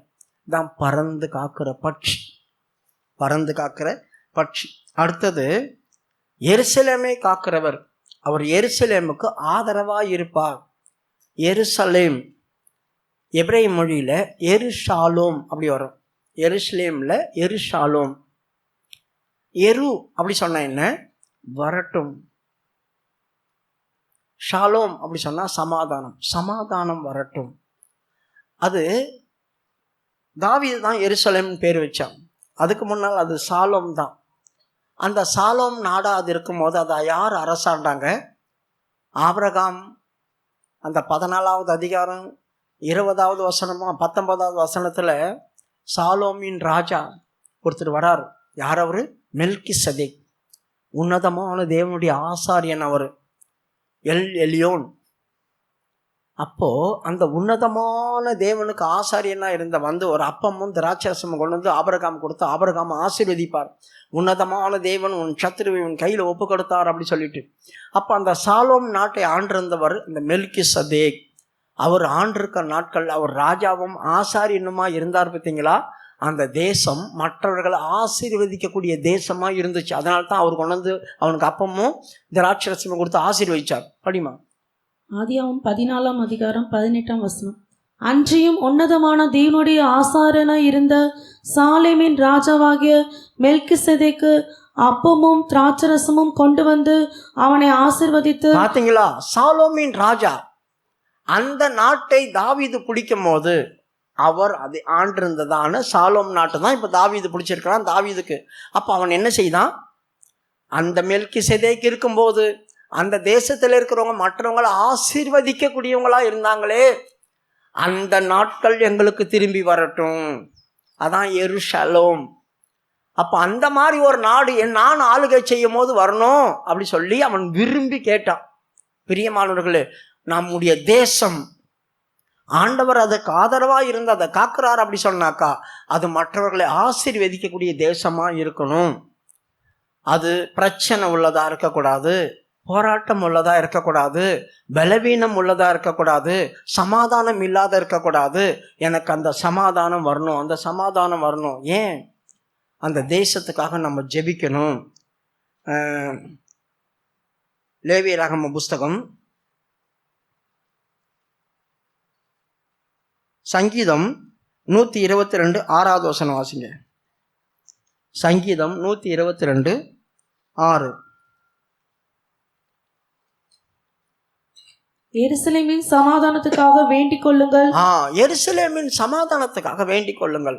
அப்போ இவன் எருசலேம் சமாதானம் வருவதாக அப்படி சொல்லி பேர் வச்சானே, அந்த சமாதானத்துக்கு வரணும் அப்படி சொன்னா நான் என் தேவனை நோக்கி ஜபிக்கணும், வேண்டுதல் செய்யணும். மற்றவங்களுக்கும் சொல்றான் எருசலேமின் சமாதானத்துக்காக வேண்டிக் கொள்ளுங்க. அதை சொல்லிட்டு ஏன் அப்படி சொன்னா? எருசலேமின் சமாதானத்துக்காக வேண்டிக் கொள்ளுங்கள்னு. எருசலேம் எங்க இருக்குது? எருசலேம் தோ இங்க இருக்குது. இதான் எருசலேம். இந்த பக்கம் மோவாப் இருக்குது, இந்த பக்கம் ஏதோம் இருக்குது, இங்க அம்மோன் இருக்கிறாங்க, மேல சீரியா இருக்குது, இந்த பக்கம் இஸ்ரேல், இந்த பக்கம் காசா, தீரு, இதெல்லாம் சுத்தி சுத்தி இருக்குது. அப்படி சுத்தி சுத்தி இருக்கிறதான ஒவ்வொருத்தருடைய கண்ணும் எருசலேம் மேல தான் இருக்கும். ஏன்? எருசலேம்ல நீர்வளம் பொருந்தி இருக்குது, சகல ஆசீர்வாதமும் அங்க இருக்குது. அங்க எல்லாரும் கண்ணும் அது மேலதான் இருக்கு, அந்த ஆசீர்வாதத்து மேல. அதுக்கு தீங்கு செய்ய வருவாங்க, அதுக்கு தீங்கு செய்ய வருவாங்க. அதுக்கு தீங்கு செய்ய வர்றதுனால இந்த ஜனங்கட்ட ராஜா சொல்றான், எருசலேமின் சமாதானத்துக்காக ஜெபிங்க, இந்த தேசத்துடைய சமாதானத்துக்காக ஜெபிங்க அப்படி சொல்றான். அப்படி சொல்லிட்டு இன்னொரு வார்த்தை சொல்றான் 7வது வசனம். உன் அலங்கத்துக்குள்ளே சமாதானமும் உன் அரண்மனைக்குள்ளே. 6வது வசனத்தை முழுசா படிங்க. எருசலேமின் சமாதானத்துக்காக வேண்டிக் கொள்ளுங்கள், உன்னை நேசிக்கிறவர்கள் சுகித்திருப்பார்களாக. உன்னை நேசிக்கிறவர்கள் சுகித்திருப்பார்களாக அப்படின்னு ஒரு வார்த்தை சொல்லிட்டு உன் தேசத்திலே சமாதானமும் உன் அரண்மனையில சுகமும் இருப்பதாக. உன் அலங்கத்துக்குள்ளே சமாதானமும் உன் அரண்மனைக்குள்ள சுகமும் இருப்பதாக. அதை நம்ம என்ன பண்ணுவோம்? நிறைய வாக்குத்தத்தமா மற்றவங்களுக்கு கொடுப்போம். நிறைய வாக்குத்தத்தமா மற்றவங்களுக்கு கொடுப்போம். இது யாருக்கு சொல்லப்பட்டது? இந்த வசனத்தை நம்ம எடுத்து நம்மளுக்குன்னு எடுத்துக்கிறோமே. பிரியமானவர்களே, இதை நேசிக்கிறவன் சுகித்திருப்பானாக. எருசலேமின் சமாதானத்துக்காக வேண்டிக் கொள்ளுங்கள் அப்படி சொல்லிட்டு, இதை நேசிக்கிறவன் சுகித்திருப்பானாக அப்படின்னா, இந்த கூட்டத்தாரெல்லாம் இவங்களுக்கு விரோதமா எழும்புறாங்களே, இதுல யார் சமாதானத்தை இந்த தேசத்துக்கு நம்ம தீமை செய்யக்கூடாது, அது நல்ல தேசம், அது கர்த்தருடைய தேசம், அதுக்கு தீங்கு செய்யக்கூடாதுன்னு நினைக்கிறாங்களோ அவங்க அதை நேசிக்கிறாங்க. அவங்க சுகித்து இருப்பாங்களாம். எந்த பிரச்சனையும் இல்லாமல் சுகித்து இருப்பாங்களாம். அப்போ யாருக்கு சொல்லப்பட்டது? அந்நியருக்கு, அவங்க நாட்டுக்கு எதிராளிக்கு சொல்லப்பட்டது. ரெண்டாவது, உன் அலங்கத்துக்குள்ள சமாதானம், உன் அரண்மனைக்குள்ள சுகமும் இருப்பதாக. எதுக்கு இந்த வார்த்தை சொன்னா? ஏன்னா ஒரு நாட்டுக்கு விரோதமாக இன்னொரு நாட்டு ராஜா தான் எழும்புவான். சாதாரணமான குடிமக்கள் சண்டைக்கு வரமாட்டாங்க. இந்த ராஜா தான் லீட்ரு. அவன் அந்த நாட்டுக்கு சண்டைக்கு போகலான்னா அவங்க பின்னால் வருவாங்க. அப்போ ராஜா தான் முதல்ல வருவான். அவருக்கு பின்னால் தளபதியும் சேனாதிபதியும் அவனு கூட சேனைகள்லாம் வரும். அப்போ ராஜா பிளான் போடல அப்படி சொன்னால் சுமக்கிற சேனாதிபதியெல்லாம் வரமாட்டான் சண்டைக்கு. ராஜா சொன்னா தான் இந்த நாட்டுக்கு விரோதமாக போங்க, இந்த நாட்டுக்கு விரோதமாக போங்க. அப்போ இவன் சொல்கிறான், என்னை நீ நேசித்தினா நீ சுகிச்சு இருப்ப, உனக்கு எந்த பிரச்சனையும் வராது. அப்படி பிரச்சனை வராமல் இருக்கும். ரெண்டாவது, உன் அலங்கத்துக்குள்ள சமாதானம். அப்போ அலங்கம் அப்படி சொன்னால் ராஜாவுடைய தேசம்னு வச்சுங்க. சமாதானம் இருக்கு, யாருக்கும் எந்த பிரச்சனையும் இல்லை. இல்லைன்னா எல்லாரும் சண்டைக்கு வரணும், வீட்டில் பயந்துட்டு இருப்பாங்க. ரெண்டாவது, உன் அரண்மனைக்குள்ள சுகம். அது என்னங்க அரண்மனைக்குள்ள சுகம்? ஒருவேளை இந்த ராஜா சண்டைக்கு வந்து எருசலேமில் செத்து போயிட்டோம் அப்படி சொன்னால் அவங்க சுகமாக இருப்பாங்களா? இருக்க முடியாது. ஜெயிச்ச ராஜா அந்த ராஜாவுடைய அரண்மனைக்குள்ளே போய் இருக்கிறவங்க அத்தனை பேரையும் கொண்டுடுவான். ராஜா வீட்டில் பிறந்த அத்தனை பேரையும் பிள்ளைங்களை கொண்டுடுவாங்க. அப்போ உன் அரண்மனைக்குள்ள சுகம் இருக்காது. நம்ம என்ன நினைக்கிறோம்? உன் அலங்கத்துக்குள்ள சமாதானமும் உன் அரண்மனைக்குள்ள சுகமும் இருக்கணும், நமக்கு வியாதியே வராமல் நம்ம இருப்போம் அப்படின்னு அந்த வசனத்தை எடுத்து வெளியே வச்சுக்கிறோம். அந்த வசனத்தை எடுத்து பெருசாக போர்டில் மாட்டிக்கிறோம். யாருக்கு அது சொல்லப்பட்டது நமக்கு தெரியாது. எதிர நாட்டு ராஜாவுக்கு சொல்லப்பட்டது, எனக்கு விரோதமாக நீ சண்டைக்கு வந்தீனா உனக்கு காயப்படுவேன், சப்போஸ் நீ இறந்துட்டுனா உன் பிள்ளைகளும் சாவும், மனைவியும் சாவும், உன் அரண்மனையில் நீ இருக்க மாட்ட, அதனால் உன் அரண்மனையில் சுகமாக இருக்காது, சந்தோஷம் இருக்காது, உன் தேசத்தில் சமாதானம் இருக்காது. இந்த தேசத்துக்காக ஜபிங்க, இந்த தேசத்துக்காக ஜபிங்க அப்படி சொல்கிறாங்க. ஆகவே அதை நேசிக்கிறவங்களுக்கு தான் இது. ஆகவே பிரியமானவர்களே, இந்த வார்த்தையெல்லாம் அந்நியருக்கு சொல்லப்பட்டது. இந்த வார்த்தையெல்லாம் அந்நியருக்கு சொல்லப்பட்டது. ஆனால் நாம் என்ன ஜெபிக்கணும்? ஆண்டவரே, இந்த எருசலேமுடைய சமாதானம், இதில் பிரச்சனை இருக்கக்கூடாது, இதில் போராட்டம் இருக்கக்கூடாது, எங்கள் குடும்பத்துக்கு விரோதமாக யாரும் எழும்பி வரக்கூடாது, எங்கள் குடும்பத்தில் சமாதானம் இருக்கணும், எங்கள் குடும்பத்தில் சமாதானம் இருக்கணும். நீ ஜோமன்ட்டே இருக்கும். அப்படியானா இந்த தேசத்தில் சமாதானம் இருக்கும். இல்லைன்னா அந்த தேசத்தில் என்ன இருக்கும்? பட்டயம் உலாவும். லேவியர் ராகம புஸ்தகம் 26:6. தேசத்திலே சமாதானம் கட்டளையிடுவேன். தேசத்திலே நீ ஜெபம் பண்ணதான் சமாதானத்தை கட்டளையிடுவார். இந்த எருசலேம் சமாதானத்துக்காக வேண்டிக் கொள்ளுங்கள் அப்படி சொன்னா, அது எருசலேம்னா அது ஒரு குடும்பம் தான், யாக்கோபுடைய குடும்பம். அதை போல என் குடும்பம், என் வீடு, இதெல்லாம் தான். அப்போ இதுக்காக நான் ஜெபிக்கணும். அப்படி ஜெபிக்கும் போது கர்த்தர் சமாதானத்தை கட்டளையிடுவார். கர்த்தர் சமாதானத்தை கட்டளையிட்டா அங்கே 3 காரியம் வெளியே போகும். முதலாவது, தத்தளிக்க பண்ணுவார் இல்லாமல் படுத்துக்கொள்வீங்க. தத்தளிப்பு அது வெளியே போகும். தத்தளிப்பு அப்படி சொன்னா என்னங்க? வீட்டில் ஒரே பிரச்சனை, கொந்தளிச்சுட்டே இருக்கு பாருங்க, கொந்தளிச்சுட்டே இருக்கு, சண்டை வந்துட்டே இருக்குது, நைட்டும் பகலும் சண்டை வந்துட்டே இருக்குது. இந்த மாதிரி வந்தால் தத்தளிப்பாயிடும் நம்முடைய இருதயம். தத்தளிப்பு இல்லாமல் இருந்தால் தான் சமாதானமாக நீ படுப்ப. இல்லைன்னா உனக்கு தூக்கம் கூட வராது. தூக்க நேரத்தில் கூட பயமாக இருக்கும், தூங்குற நேரத்தில் கூட பிரச்சனையாக இருக்கும். அதான் தத்தளிக்கை பண்ணுகிறவர்கள் இல்லாமல் படுத்துக்கொள்ளுங்க. தேசத்தில் சமாதானத்தை கட்டளையிட்டால், எனக்கு அவர் சமாதானத்தை கட்டளையிட்டார், இந்த தத்தளிப்பு உண்டாக்குறதான அமளி உண்டாக்குறவங்க இருக்க மாட்டாங்க. அடுத்தது, துஷ்ட மிருகங்களை தேசத்திலே இராதபடிக்கு ஒழிய பண்ணுவேன். துஷ்ட மிருகங்கள் அப்படி சொன்னா என்ன? அதெல்லாம் இந்த எருசலேம் தேசத்துக்குள்ள தான் இருக்கும். நம்முடைய வீட்டுக்குள்ளேயே அமளி உண்டு பண்றவங்க இருப்பாங்க, தத்தளிக்க பண்றவங்க இருப்பாங்க. அவங்க நம்முடைய இருதயத்தை கலக்கிடுவாங்க. ரெண்டாவது, துஷ்ட மிருகங்கள் அப்படி சொன்னா என்ன? பயம் இல்லாத அனுபவம். பயம் இல்லாத இருக்கிறவங்க எத்தனை பேர் நம்மளுடைய வீட்டில் இருக்கிறாங்க? குடும்பத்தில் கோபம் வந்துச்சுன்னா எதனா பொருளை தூக்கி போட்டு உடைக்கிறாங்க, தங்களையே அறுத்துக்கிறாங்க, ரத்தம் ஊற்றுற அளவுக்கு போய் செவுத்தில் டமால்னு முட்டிக்கிறாங்க, காயம் உண்டு பண்ணிக்கிறாங்க. யோசித்து பாருங்க, இதெல்லாம் நடக்கும். ஒரு காரியத்தை நீங்கள் புரிஞ்சு கொள்ளுங்க, கோபம் வரும்போது உங்களையே நீங்கள் காயப்படுத்தி மூர்க்கத்தில் நீங்கள் பண்ணுற எந்த காரியமாக இருந்தாலும் பேய் உடன்படிக்கை பண்ணும். ஒரு சொட்டு ரத்தம் உங்களுக்கு நிலத்தில் விழுந்துருச்சு அப்படி சொன்னால், நீங்கள் கோபத்தில் பண்ண காரியத்தில் ஒரு சொட்டு ரத்தம் விழுந்தா கூட அடுத்த டைம் பாதாளத்திலிருந்து சாத்தான் எழும்பி வரும். எழும்பி வந்து அந்த ரத்தத்தை நக்கிடும். அத்தோட உன்னோட உடன்படிக்கை பண்ணும். அப்போ நம்ம உடம்பு முழுதான் எத்தனை காயம் இருக்குது எண்ணி பாருங்க போய். அத்தனை பேய் உங்க கூட இருக்கும். அத்தனை பேய் உங்க கூட இருக்கும். அப்போ தேவன் இருக்க மாட்டேன், பேய் உடன்படிக்கை பண்ணியிருக்கும். அப்போ நம்ம என்ன செய்யணும்? நசனாகிய இயேசுவின் நாமத்தினால கூர்மையான கத்தியினாலோ ஏதாவது ஒரு கருவினாலோ என் சரீரத்தில் நான் கோபத்தில் காயப்படுத்தி இருந்தால், அந்த காயத்தை கொண்டு உடன்படிக்கை பண்ணின பொல்லாத பிசாசு சாத்தானுடைய உடன்படிக்கை நான் முறிக்கிறேன் அப்படி சொல்லணும். அதை வெறுத்து தான் சொல்லணும். இப்போ கூர்மையான கத்தியினால காயப்பட்ட அந்த இடத்துல சாத்தான் உடன்படிக்கை பண்ணியிருப்பான். நசனாகிய இயேசுவின் நாமத்தினால சாத்தான் என்னோடு பண்ணின உடன்படிக்கை நான் முறியடிக்கிறேன் உடைக்கிறேன் அப்படி சொல்லணும். அப்போ எத்தனை இருக்கோ அத்தனைக்கும் திருப்பி சொல்லணும். ஏன்? சாத்தானுக்கு சூடு சொரணை இருக்காது.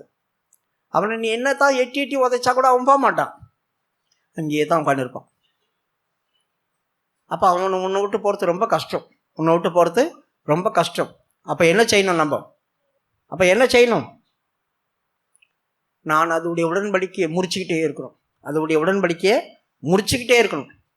அப்போ முறிக்க தான். அப்போ நசனாகிய இயேசுவின் நாமத்தை சொல்லி தான் முறிக்கணும்.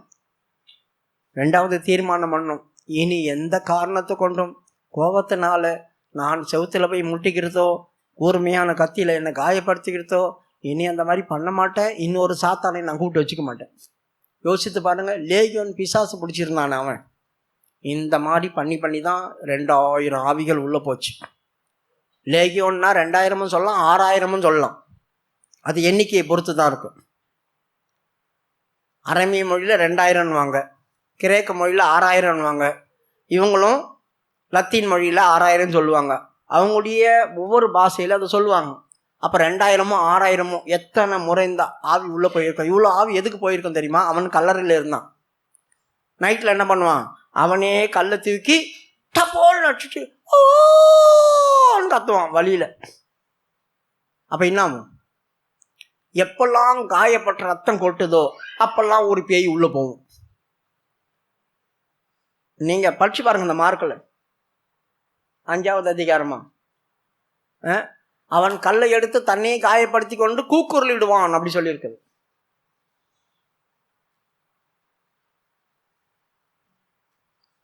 மார்க்கு அவர் கெதரேன் என்ற ஊரில் வந்தபோது ஒருவன் வந்தான். 5வது அதிகாரம் 3வது வசனம். அவனுடைய குடியிருப்பு கல்லறைகளிலே இருந்தது. அவனை சங்கிலிகளினாலும் கட்ட ஒருவனாலும் கூடாதிருந்தது. அவன் அநேக தரம் விலங்குகளினாலும் சங்கிலிகளினாலும் கட்டப்பட்டிருந்தும் சங்கிலிகளை முறித்து விலங்குகளை தகர்த்து போடுவான். அவனை அடக்க ஒருவனாலும் கூடாதிருந்தது. அதெல்லாம் வேணாமா, அவன் கல் எடுத்து தன்னையே காயப்படுத்திக் கொள்வான். அவன் எப்பொழுதும் இரவும் பகலும் மலைகளிலும் கல்லறைகளிலும் சொல்லு 5ஆம் வசனம். அவன் எப்பொழுதும் இரவும் பகலும் மலைகளிலும் கல்லறைகளிலும் இருந்து கூக்குரலிட்டு கல்லுகளினாலே தன்னை காயப்படுத்தி கொண்டிருந்தான். நல்லா கவனிங்க, கல்லுகளினாலே தன்னை காயப்படுத்தி கொண்டிருந்தான். அப்படின்னா என்ன ஆகுது? ஒவ்வொரு முறையும் தன்னை காயப்படுத்தும் போதெல்லாம் ரத்தம் வரும். அப்போதெல்லாம் ஒரு பேய் உள்ள போகும். இப்போ ஒரு பேய் நிற்கும் போது அப்படி சொல்லுமே. அப்போ எந்தெந்த பேயெல்லாம் வெளியே வருது அந்த மாதிரிலாம் ஆக்ஷன் பண்ணுவோம். 2000 பேய் உள்ள இருந்துச்சுன்னா என்ன ஆகும்? யோசித்து பாருங்க. அப்போ இந்த 2000 பேய் உள்ள வர்றதுக்கு யார் காரணம்? நானா கதவு திறந்து வச்சிருந்தேன்னா வாங்கோன்னு இல்லை, எப்போதெல்லாம் என் கோபத்தில் நான் என்னை காயப்படுத்திக்கிறேனோ அப்பொழுதெல்லாம் இவர் உள்ளே வருவார். கூப்பிட வேண்டிய அவசியமே இல்லை. ரத்தம் கீழே விழுந்தோன்னு நக்கிட்டு உள்ளே வந்துடுவார். அவருக்கு அதான் வேணும். ஒரு நாள் கெலிசில் ஒரு பையன், என் கூட இருக்கிறதான ஒருத்தர், ஒரு பையன் ஜோமின்ட்டு இருந்தான். ஜோமின்ட்டு இருக்கும்போது ஒரு காதில் அதுக்கு சத்தம் கட்டு, கெலிஸ் மேலே, எனக்கு மாட்டு ரத்தம்னா ரொம்ப பிடிக்கும் அப்படி சொல்லிட்டு, மாட்டு ரத்தம்னா ரொம்ப பிடிக்கும். கப்புன்னு படுத்துக்கிட்டார் அவர். காலையில் சொன்னாங்க, மாட்டு ரத்தம்னா ரொம்ப பிடிக்கும்னு காதில் வந்து ஒரு பேய் சொல்லிச்சு ஜோமெண்ட் இருக்கும்போது அப்படி சொல்லி. யோசித்து பாருங்க, ரத்தம் அதுக்கு ரொம்ப பிடிக்கும். ஆண்டவர் பாருங்க, நம்மளை காப்பாற்றி எடுக்கிறதுக்காக ரத்தம் தான் சிந்தினார். விலைக்கிரயமா பிசாசுக்கு என்ன கொடுத்தார் ஆண்டவர்? அவருடைய ரத்தத்தை கொடுத்தாரு. ஏன்னா பேய்க்கு ரத்தம் பிடிக்கும். அதனால் என்ன காப்பாற்றி எடுக்கணும் பேய் கிட்ட வந்து அவர் ரத்தத்தை அதுக்கிட்ட கொடுத்தாரு. அதை ரத்தத்தை வாங்கி என்கிட்ட கொடுத்துச்சு. அதனால தான் நீங்கள் வெள்ளியினால் பொன்னினால் மீட்கப்படாமல் கிறிஸ்துவின் விலையேற பெற்ற ரத்தத்தினால் மீட்கப்பட்டீர்கள் அப்படின்னு ஏன் பேதுரு எழுதுனா? இயேசு கிறிஸ்து ரத்தத்தை கொடுத்து என்ன காப்பாற்றி வெளியே கொண்டு வந்திருக்காரு. பேய்க்கு ரத்தம் ரொம்ப பிடிக்கும். உஷாரா இருங்க. உங்களை நீங்களே காயப்படுத்திக்கிட்டீங்கன்னா ஏதாவது கோவத்தில் நமக்கு எதுவும் தெரியாது, என்ன பண்ணுறோம் நமக்கு தெரியாது. அப்புறமா வலிக்குதே அப்படின்னு சொல்லிட்டு உட்காந்துக்கணும். தெரியாது. அதுக்கப்புறமா தான் சூடு சொன்னாலும் வரம் பார்த்தீங்கன்னா நம்மளுக்கு கோவத்தில் இருக்கும்போது எதுவும் தெரியாது. அப்புறமா அடங்கின அப்புறமா தான் எல்லாம் வழி தெரியும். ஆகவே தயவு செய்து அந்த மாதிரி ஒரு காரியத்துக்குள்ள நம்ம என்ன செய்யக்கூடாது, போகக்கூடாது. எத்தனாவது வசனம் படிச்சிங்க? லேவியராகமம் 26ஆம் அதிகாரம் 6ஆம் வசனம். துஷ்ட மிருகங்கள் இல்லாமல் படிமா அது வசனத்தை மறுபடியும். துஷ்ட மிருகங்களை தேசத்திலே இராதபடிக்க ஒழிய பண்ணுவேன். துஷ்ட மிருகங்கள் தேசத்தில் இருக்காம ஒழிஞ்சு போகணும். அப்போனா நாம மனிதராக இருப்போம். ஏன் இப்படி மிருகம் மாதிரி இருக்கிற? எத்தனை பெற்றவங்க பிள்ளைய பார்த்து என்ன சொல்கிறாங்க, மாடு மாதிரி ஏன் பண்ணுற? அப்போ அவங்க கண்ணுக்கு மாடு மாதிரி தான் தெரியுது, மனுஷங்களாம் தெரியவே இல்லை. நாயே அப்படி சொல்கிறோம். அப்போ அவங்க மனுஷனா தெரியல, நாய் மாதிரி பண்ணிக்கிட்டு இருந்தனால நாயேன்னு. இதெல்லாம் நம்ம பிள்ளைகளை திட்டுறது, நாயே பேயே மிருக மாடு இதெல்லாம். அப்போ நம்மளை மனுஷங்களாக இல்லை, மிருகம் மாதிரி ஆயிரும். நம்ம மிருகம் மாதிரி ஆனோடனே மிருகத்து பேர் சொல்லி நம்ம திட்டுறாங்க. அதனால் மிருகங்களை கர்த்தர் ஒழிய பண்ணணும். எல்லார் கண்ணுக்கும் நம்மளை மனுஷராக தான் தெரிய பண்ணணும். ஆகவே மிருகங்கள் ஒழிச்சுன்னா இந்த துணிகரமான காரியங்கள் வராது. அடுத்தது, பட்டயம் உங்கள் தேசத்தில் உலாவுவதில்லை. பட்டயம் உங்கள் தேசத்தில் உலாவுவதில்லை. பட்டயம் அப்படி சொன்ன என்ன அர்த்தம்? 2 பட்டயம் இருக்கு. ஒன்று எழுத்தின் பிரகாரம் பட்டயம், அது காயப்பட்ட வேதனை உண்டாக்கும். 2வது பட்டயம் என்னது? மனுஷருடைய நாவு தான். அவங்களுடைய நாவு உருவின பட்டயம் அப்படி சொல்லியிருக்குது. அப்போ இந்த நாவு காயப்படுத்தி விட்டுரும். அந்த காயம் ஆறாது. கத்தி எடுத்து வெட்டினா கூட சீக்கிரமாக மருந்து போட்டு ஆற்றிடலாம். ஆனால் வார்த்தை ஆறாது. அது எப்பவும் ஞாபகம் வந்துட்டே இருக்கும். அந்த வார்த்தை நம்மளை மோசமாக்கிடும். அதையே நினச்சி வேதனைப்பட்டுன்னு இருப்போம். பட்டயமும் தேசத்தில் உலாவாது. ஆகவே ஆண்டவர் சொல்கிறார், நான் தேசத்தில் சமாதானத்தை கட்டளையிடுறேன். இந்த 3ம் உன் வீட்டிலேருந்து வெளியே போயிடும். இந்த 3ம் உன் வீட்டுக்குள்ளேருந்து வெளியே போகணும். அப்படி வீட்டுக்குள்ளேருந்து வெளியே போயிடுச்சுன்னா சமாதானம் தானாக வந்துடும். ஆகவே எருசலேமை காக்கிறவர் ஆதரவாக இருப்பார். அடுத்தது 1 நாளாகம புஸ்தகம் 12வது அதிகாரம் 18வது வசனம். ஒரு தனிப்பட்ட மனுஷனுக்கு சமாதானம் இருக்கணும். 1 நாளாகம புஸ்தகம் 12:18. அப்பொழுது அதிபதிகளுக்கு தலைவனான அமாசாயின் மேல் ஆவி இறங்கினதினால் அவன், தாவீதே, நாங்கள் உம்முடையவர்கள், ஈசாயின் குமாரனே, உமது பட்சமாய் இருப்போம். உமக்கு சமாதானம், சமாதானம். உமக்கு உதவி செய்கிறவர்களுக்கு சமாதானம். உம்முடைய தேவன் உமக்கு துணை நிற்கிறார் என்றார். இங்கே ஆவியானவர் இறங்கின பேர் சொல்லப்பட்ட வார்த்தை. ஒரு சாதாரணமான ஒரு ஆசாரியனோ ஒரு மனுஷனோ சொல்லியிருந்தா தாவீது நம்பியிருக்க மாட்டான். ஏன்னா தாவீதுக்கு எப்படிப்பட்ட நிலவரம்? இப்போ சூழ்நிலை, சவுல் விரட்டிட்டு இருக்கிறான். எருசலேமிலேருந்து யார் தாவீதை பார்க்க வந்தாலும் அவனுக்கு சந்தேகமாகவே இருக்கும். சவுல் ஏமாற்றி அனுப்புகிறானா, சவுல் ஏதாவது வஞ்சகமாக நம்மளை அனுப்பி பிடிக்க வைக்க பார்க்குறானா அப்படி சொல்லி யாராவது வந்தால் தத்தளிப்பாக இருக்கும். அவனுக்கு தத்தளிப்பாக இருக்கும். பிரச்சனை, போராட்டம். இப்போ நம்மளே ஒரு பிரச்சனையில் இருக்கிறோன்னு வைங்க, திடீர்னு ஒரு ஆள் நம்ம கிட்ட வராங்க. அப்போ நம்மளுக்கு என்ன தோணும் தெரியுமா? என்னமோ பிரச்சனை ஆரம்பிக்க போகிறாங்க, இவங்க வந்து என்ன சொல்ல போகிறாங்களோ, இது என்ன பண்ண போதோ, அது என்ன பண்ண போதோ, இப்படியே மனசில் ஏறும். அப்போ வந்து மனுஷங்க ஒன்று பயப்படாது, இதெல்லாம் ஒரு அற்பமான விஷயம், சே எடுத்து விட்டு போனாக்கா கூட நம்ம நம்ப மாட்டோம். இப்போ ஆவி கர்த்தர் சொல்லுகிறார் அப்படி சொன்னோன்னு ஆண்டவர் சொல்லிட்டார் கண்டிப்பாக. இப்போ அவன் மேலே ஆவி இறங்கணும்னு அவன் சொல்கிறான், தாவீதே முதலாவது உனக்கு சமாதானம் இல்லைடா, உனக்கு சமாதானம் இல்லைன்னு நல்லவங்களெல்லாம் கெட்ட மாதிரி பார்க்குற, சமாதானம் இல்லாமல் போகுது, சமாதானம் இல்லாதனால தான் உனக்கு இந்த பிரச்சனை, அதனால் உனக்கு சமாதானம் சமாதானம் இப்படி சொல்கிறான் பாருங்க. 2 வாட்டி ஏன் சொன்னாங்க உனக்கு சமாதானம் சமாதானம்னு? 2 வாட்டி ஏன் சொன்னாங்க? ஏன்னா அவனுக்குள்ளே இருக்கிற சமாதானம் சுத்தமாக வெளியே போயிடுச்சு.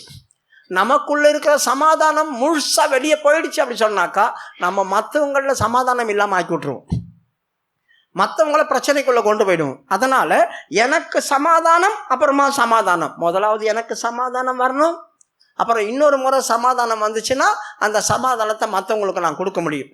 அதனால் 2 சமாதானம் எனக்கு வேணும். 2வது எனக்கு உதவி செய்கிறவங்களுக்கும் சமாதானம் இருக்கணும். யாராவது எனக்கு ஹெல்ப் பண்ண வந்து அவங்கள நான் டேஞ்சராக பார்த்தோம்னா, அவங்கள சந்தேகத்தோடு பார்த்தோம்னா சமாதானம் கெட்டு போயிடும். அதனால் உனக்கு உதவி செய்கிறவங்களுக்கும் சமாதானம் என்று கர்த்தர் உனக்கு துணை இருக்கிறார், பயப்படாது அப்படி சொல்கிறேன். ஓ, கர்த்தரே சொல்லிட்டார். அப்போ இவங்க நம்மளுக்கு சத்துரு கிடையாது, இவங்க நம்மளுக்கு சத்துரு கிடையாது. நாம் தான் மிஸ் அண்டர்ஸ்டாண்டிங் பண்ணிக்கிட்டோம், நம்ம தான் தவறாக நினச்சிட்டோம். அதனால் இவங்க சத்துரு கிடையாதுன்னு நம்ம அடங்கிட்டோம். பிரியமானவர்களே, நமக்கு சமாதானம் ஒரு தனிப்பட்ட ஆளுக்கு இருக்கணும். இல்லைன்னா யாரோ பேசும்போதே நம்மளுக்கு வேறு மாதிரி இருக்கும். நம்ம சமாதானத்தோடு பேசினா கூட அவங்க என்ன பண்ணாங்க, சண்டைக்கு வந்துடுறாங்க பார்த்தீங்களா? அப்போ அவங்க சண்டைக்கு வரும்போது அவங்கள்ட்ட என்ன இல்லை நீ நினைக்கணுன்னாக்கா அவங்களுக்கு சமாதானம் இல்லை. அதனால தான் 120ஆம் சங்கீதத்தில் 5-6 நான் அவர்களோடு சமாதானத்தை பேச போனேன், அவர்களோ எனக்கு யுத்தத்துக்கு ஆயத்தமாகி வராங்க அப்படி சொல்லிடுறேன். 7வது வசனம், நான் சமாதானத்தை நாடுகிறேன், அவர்களோ நான் பேசும்போது யுத்தத்துக்கு எத்தனைப்படுகிறார்கள். பார்த்தீங்களா? நான் சமாதானத்தோடு தான் போய் பேசுறேன், ஆனால் அவங்களுக்கு சமாதானம் இல்லாத இருக்கிறதுனால நான் பேசும்போதே அதை ராங்காக புரிஞ்சுக்கிட்டு சண்டைக்கு வராங்க. அதான் அப்போ நம்ம கிட்ட சமாதானம் இருந்தால் கூட சமாதானம் இல்லாதவங்கிட்ட போகும்போது வித்தியாசமாயிடும். அதனால் உனக்கு சமாதானம் சமாதானம் சொல்லும்போது எனக்கு இருக்கிற சமாதானம் எனக்கு இருக்குது, இன்னொரு சமாதானத்தை அவங்களுக்கு நான் தந்துடுவேன். அதனால தான் நீங்கள் ஒரு வீட்டுக்குள்ளே பிரவேசிக்கும் போது சமாதானம் கூறுங்கள் அப்படி சொல்லியிருக்குது. அப்போ அவங்களுக்கு கொடுக்கக்கூடிய சமாதானம் எங்கள்கிட்ட இருக்கணும். அப்போ எனக்கு உதவிக்கு வரவங்களும் சமாதானமாக இருப்பாங்க, பிரச்சனை இருக்காது. பிரச்சனை இருக்காதுன்னா சண்டை வந்துகிட்டே இருக்கும். 2வது நமக்கு தனிப்பட்ட விஷயத்தில் சமாதானம். அப்புறம் நம்மளுக்கு சமாதானம் எப்படி இருக்கணும்னாக்கா வீட்டை விட்டு வெளியே போகும்போதும் சமாதானம் இருக்கணும், வீட்டுக்குள்ளே வந்தாலும் சமாதானம் இருக்கணும். 2 நாளாகமும் 15வது அதிகாரம் 5வது வசனம். 2 நாளாகமும் 15வது அதிகாரம் 5வது வசனம். அக்காலங்களிலே வெளியே போகிறவர்களுக்கும் உள்ளே வருகிறவர்களுக்கும் சமாதானம் இல்லை, தேசங்களின் குடிகள் எல்லாருக்குள்ளும் மகா அமளி உண்டாயிருந்தது. இந்த இடத்துல சமாதானம் இல்லை ஆனால் அமளி அப்படி சொல்கிறாங்களே, என்ன அர்த்தம்? இப்போ நீங்கள் வீட்டை விட்டு வெளியே போகிறீங்க, வீட்டை விட்டு வெளியே போன உடனேயும் நீங்கள் போகிற இடத்துல அவங்களுக்கு சமாதானம் இல்லை, உங்களுக்கும் சமாதானம் இல்லை, அவங்க சண்டை போடுறாங்க, பயங்கர சண்டை நடக்குதுன்னு வச்சுங்க, அதான் அமளி. சண்டை வந்தோடனே ஐயோ கருமம் இங்கேயே வந்து மாட்டிக்கிட்டோம், சரி நம்ம வீட்டுக்காக போயிடலாம், இங்கே இருக்கக்கூடாது வீட்டுக்கு போகலான்னு வீட்டுக்கு போனாக்கா அங்கேயும் சமாதானம் இல்லை. அதான் வெளியே போகிறவங்களுக்கும் சமாதானம் இல்லை, உள்ளே வரவங்களுக்கும் சமாதானம் இல்லை, அங்கேயும் பிரச்சனை. ஐயோ நான் அங்கே தான் சமாதானம் இல்லாமல் இங்கே வீட்டுக்குள்ளே வந்தால் நீயே இப்படி பேய் மாதிரி கத்துறியே அப்படி சொன்னால் எப்படி இருக்கும்? அதான் அமளி. அப்போ சமாதானம் நம்மளுக்கு என்ன செய்யணும்? வெளியே போகும்போதும் இருக்கணும், உள்ளே வரும்போதும் இருக்கணும். இந்த 2 இடத்துலையும் சமாதானம் இருக்கணும். அதனால தான் எருசலேம் சமாதானத்தை வந்துட்டு எனக்கு அந்த சமாதானம், அந்த மெல்கிசேதேக்கு ஆளும்போது இருந்த சமாதானம் எனக்கு திரும்பி வரட்டும். அப்போ என் சமாதானத்துக்காக வேண்டுங்க மற்றவங்கள்ட்ட சொல்லணும். அதனால தான் எருசலேம் சமாதானத்துக்காக வேண்டிக் கொள்ளுங்க அப்படின்னு சொல்லி. இப்போ வெளியே போகிறவங்களுக்கும் சமாதானம் இல்லை, உள்ளே வரவங்களுக்கும் சமாதானம் இல்லை, ஒரே சண்டையும் பிரச்சனையுமா இருக்குது அப்படின்னாக்கா இப்போ எனக்கு சமாதானம் வேணும். அது யார் கொடுப்பா? ஆண்டவர் தான் கொடுப்பார். அதனால் அவர் என்ன பண்ணுறார்? சரி உனக்கு சமாதானம் இல்லையா, என் சமாதானத்தையும் உனக்கு அள்ளி தந்துடுறேன், எடுத்துகிட்டு போ அப்படி சொல்கிறார். யோவான் 14:27. யோவான் 14:27.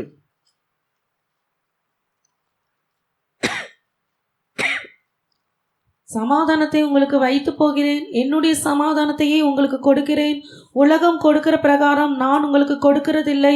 உங்கள் இருதயம் கலங்காமலும் பயப்படாமலும் இருப்பதாக. பிரியமானவர்களே, சமாதானத்தை உங்களுக்கு கொடுத்து போகிறேன். ஏன் சமாதானத்தை கொடுத்துட்டு போகிறேன்? உலகம் கொடுக்கிற பிரகாரமான இந்த சமாதானம் இல்லை. ஏன் இந்த உலகம் கொடுக்கிற சமாதானம்னா என்னங்க? இந்த உலகம் கொடுக்கிற சமாதானம் இந்த உலகத்தோடு முடிஞ்சிடும். ஆனால் எனக்கு பலவிதமான பிரச்சனையும் கலக்கமும் இருக்கிறதுனால எனக்கு யாருங்க சமாதானம் வந்தாலும் போயிடுது. அதனால் இயேசு கிறிஸ்து என்ன செய்கிறார்? அவர் உயிர் தெழுந்து பரலோகம் போயிருக்கிறார். போகும்போது என்ன பண்ணார்? சமாதானம் இல்லாமல் கலங்கிட்டு இருந்த எனக்கு அவர் சமாதானத்தை எடுத்து கொடுத்துட்டு போயிட்டார். இந்த சமாதானத்தில் தான் இது வரைக்கும் நான் காக்கப்படுறேன். இந்த சமாதானம் எது வரைக்கும் வச்சிருக்கணும்? நான் அவர் மறுபடியும் வரார் பாருங்க. நான் போய் ஒரு ஸ்தலத்தை ஆயத்தம் பண்ணி உங்களிடத்தில் வருவேன்னு சொன்னார். அவர் வருவார். அவர் வரும்போது அவர் கொடுத்த சமாதானத்தை பத்திரமா எடுத்து அவர்கிட்ட கொடுக்கணும். அவர் கொடுத்த சமாதானத்தை கேட்பாரு, நான் உனக்கு சமாதானம் கொடுத்தாரு, அது கொடுன்னு கேட்பாரு. அவர்கிட்ட கொடுக்கணும். அந்த சமாதானத்தை நீ சேதப்படுத்தி வச்சிருக்கக்கூடாது. அந்த சமாதானத்தை நீ தொலைச்சிட்டு இருக்கக்கூடாது. அந்த சமாதானத்தை நீ இழந்து போயிருக்கக்கூடாது. சமாதானத்தை பத்திரமா காத்துக்கொள்ளணும். ஏன்னா அவருடையது அது. இந்த பூமியில் எனக்கு பயங்கர பிரச்சனையாக வரும். அதனால் தெய்வ சமாதானத்தை எனக்கு கொடுத்துட்டு போயிருக்கிறார். அவர் வரும்போது அவர்கிட்ட அந்த சமாதானத்தை கொடுத்துருவேன். ஏன் கொடுக்கணும்? அதுக்கப்புறம் எனக்கு சமாதான கேடு வந்துடுச்சுன்னா இல்லையே, நான் அவர் கூட போயிடுறேனே. அவரு கூட போயிட்ட உடனேயும் அவரு கூடயே இருக்கிறேன். அங்கே டிஸ்டர்ப் பண்ணுறதுக்கு என்ன தான் யாருமே இருக்க மாட்டாங்களே. ஒருத்தர் அங்கே டிஸ்டர்ப் பண்ணுறதுக்குன்னா என் சமாதானம் கெட்டு போகாது. என் சமாதானம் கெட்டு போகாதுன்னா அந்த அவர் கொடுத்த சமாதானத்தை நான் வச்சுட்டு என்ன பண்ண போகிறேன்? அதனால் அவர் கொடுத்த சமாதானத்தை திருப்பி அவருக்கு நான் கொடுப்பேன். மறுபடியும் படிமா அந்த 27வது வசனம். சமாதானத்தை உங்களுக்கு வைத்து போகிறேன், என்னுடைய சமாதானத்தையே உங்களுக்கு கொடுக்கிறேன். உலகம் கொடுக்கிற பிரகாரம் நான் உங்களுக்கு கொடுக்கிறதில்லை. உங்கள் இருதயம் கலங்காமலும் பயப்படாமலும் இருப்பதாக. எனக்கு சமாதானத்தை அவர் கொடுத்துட்டு போயிருக்கிறார். அதை திருப்பி கேட்க வருவார். அவர் வரும்போது அவர் கொடுத்த சமாதானம் என்கிட்ட இருக்கணும். அப்படி இல்லை, அப்படி சொன்னால் அவர் கூட நான் போக முடியாது. ஏன் கொடுத்தது நீ தொலைச்சி போட்ட இல்லையா? அந்த ஒரு தாளந்து வாங்கணும் போச்சு வச்சுட்டு வந்து சொன்னா பார்த்தீங்களா? அப்புறம் என்ன பண்ணுறது? அவனை கொண்டு போய் புறமான இருளை தலை சொல்லிட்டார் ஆண்டவர். 36 கொடுக்க சொன்னார், வேதனைப்படுத்தணுங்கிட்ட. அதனால் தேவன் உனக்கு கொடுத்த சமாதானத்தை நீ பத்திரமா வச்சுக்கணும். கர்த்தர் எனக்கு சமாதானத்தை கொடுத்துட்டு போயிருக்கிறார். உங்களுக்கும் கொடுத்துருக்கிறார், எல்லாருக்கும் கொடுத்துருக்கிறார். அதில் எனக்கு கிடைக்க வேண்டியதெல்லாம் நான் கேட்டு வாங்கி ஜெபிச்சு வாங்கி வச்சுக்கணும். ஆகவே சமாதானம் எருசலேமை காக்கிறவர். எருசலேமுக்கு அவர் என்ன செய்வாராம்? ஆதரவாக இருப்பாராம். இப்போ ஆதரவை குறித்து படிக்கலாம். 1 சாமுவேலுடைய புஸ்தகம் 25-26 வசனம். இப்பொழுதும் என் ஆண்டவனே, நீ ரத்தம் சிந்த வரவும் உம்முடைய கை நீதியை சரி கட்டவும் கர்த்தர் உமக்கு இடம் கொடுக்கவில்லை என்பதை கர்த்தருடைய ஜீவனை கொண்டும் உம்முடைய ஜீவனை கொண்டும் சொல்லுகிறேன். இப்போதும் உம்முடைய சத்துருக்களும் என் ஆண்டவனுக்கு விரோதமாக பொல்லாப்பு தேடுகிறவர்களும் நாபாலை போல ஆக கடவர்கள். 25-29.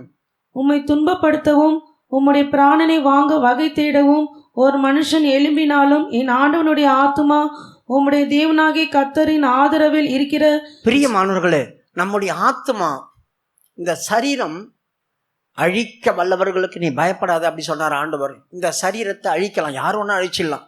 ஆண்டவரே சொன்னார், இந்த சரீரத்தை அழிக்க வல்லவங்களுக்கு நீங்கள் பயப்படாதீங்க, உங்கள் ஆத்துமாவை நரகத்தில் தள்ள வல்லவருக்கே பயப்படுங்க அப்படி சொன்னார். பார்த்தீங்களா? அப்போ பேய் என்ன தெரியுமா பண்ணும்? நம்முடைய சரீரத்தை விட்டுரும்.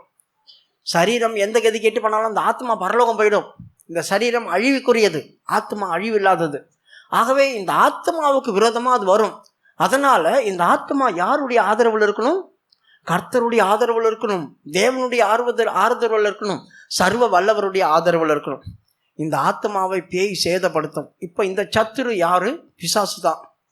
143 சங்கீதம் 3வது வசனத்தில் என் சத்துரு என் ஆத்மாவை பின்தொடர்ந்து வரான். பின்தொடர்ந்து வந்து என்ன பண்ணான்? என் ஆத்மாவை தரையில் போட்டு நசுக்கி விட்டுட்டான். நான் வெகு காலத்துக்கு முன்பாக மரித்தவனை போல என்னை இருளில் உட்கார வச்சுட்டான் அப்படி சொல்கிறாங்க. சத்துரு என் ஆத்துமாவை தொடர்ந்து என் பிராணனை தரையோட நசுக்கி வெகு காலத்துக்கு முன் மரித்தவர்கள் போல் என் இருளில் இருக்க பண்ணுகிறான். என்னை இருளில் இருக்க பண்ணினான். பிரியமானவர்களே, நான் வெகு காலத்துக்கு முன்பாக மரித்தவனை போல என் இருள சத்துரு எதுக்க வரான்? என் சரீரத்துக்கு விரோதமாக வரல, என் ஆத்மாவை பின்தொடர்ந்து வரான். எப்போ இவன் கடவுளை விட்டு வெளியே போவான்? எப்போ கர்த்தர் இவனை விட்டு வெளியே போவார்? அப்போ இவன் ஆத்மாவை பிடிச்சிக்கணும். அப்போ தேவனுடைய ஆதரவில் என் ஆத்மா இருந்துச்சு அப்படி சொன்னால் நான் முடிவு பறிந்தும் காக்கப்படுவேன். அப்படி இல்லை, என் ஆத்மாவை பிடிச்சவனே அவன் தரையோட தரையை நசுக்கி விட்டுருவேன். அந்த மாதிரி ஒரு சூழ்நிலை வந்துச்சுன்னா இருளில் போயிடுவோம். வெளிச்சத்தை நம்ம பார்க்க முடியாது. தேவன் தான் வெளிச்சமாக இருக்கிறார். அவரை பார்க்க முடியாத சூழ்நிலை வந்துடும். அப்போ என் ஆத்மா பாதுகாக்கப்படணும். என் ஆத்மா பாதுகாக்கப்படணும். இப்போ என் ஆத்மா யாருடைய ஆதரவில் தான் இருக்கணும்?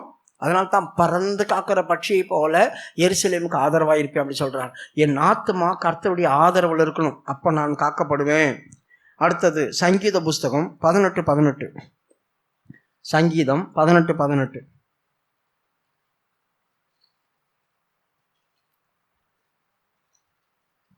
என் ஆபத்து நாளில் எனக்கு எதிரிட்டு வந்தார்கள், கர்த்தரோ எனக்கு ஆதரவா இருந்தார். என் ஆபத்து நாட்கள்ல அப்படின்னா சாதாரண டைமில் எதிரிட்டு வரல.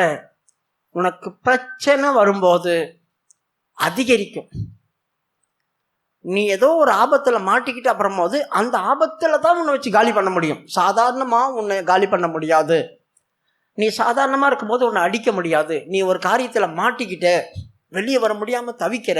அதனால தான் ஆண்டவர் பாருங்கள் எவ்வளோ ஞானம் உள்ளவர். உன் ஆபத்து நாட்களில் என்னை நோக்கி கூப்பிட்டு சீக்கிரமா, நான் உன்னை ஓடி வந்து விடுவிப்பேன், தப்பு வைப்பேன், நீ என்னை மகிமைப்படுத்துவாய். நீ ஆபத்து நாளில் என்னை கூப்பிடல அப்படின்னா அந்த ஆபத்து நாட்களில் உனக்கு எதிர்பட்டு வந்துடுவாங்க நிறைய பேர். அந்த ஆபத்தில் நீ மாட்டினா அவங்கள மேற்கொள்ள முடியாது. அப்போ ஆபத்து நாட்களில் என் சத்துரு வராங்க, கர்த்தரோ எனக்கு ஆதரவாக இருந்ததுனால நான் காக்கப்பட்டேன். படிமா மறுபடியும் 18:18. என் ஆபத்து நாளில் எனக்கு எதிரிட்டு வந்தார்கள், கர்த்தரோ எனக்கு ஆதரவா இருந்தார். பாருங்க, கர்த்தரோ எனக்கு ஆதரவா இருந்தார். அவர் மட்டும் ஆதரவா இல்லை, நான் கூப்பிடல அப்படின்னாக்கா நான் செத்து இருப்பேன். அவர் எனக்கு ஆதரவா வரல, நான் அழிஞ்சு போயிருப்பேன். பிரியமானவர்களே, ஆபத்து நாட்களில் பிரச்சனை ஜாஸ்தியாகும். ரொம்ப ஞானமா நடந்து கொள்ளுங்க. ஆபத்து நாட்களில் கர்த்தரை நோக்கி கூப்பிடு பழகுங்க. கர்த்தாவே, இந்த டைமில் எனக்கு யார் இருக்கா, உதவி செய்ய வாங்க அப்படி சொல்லி கூப்பிடுங்க.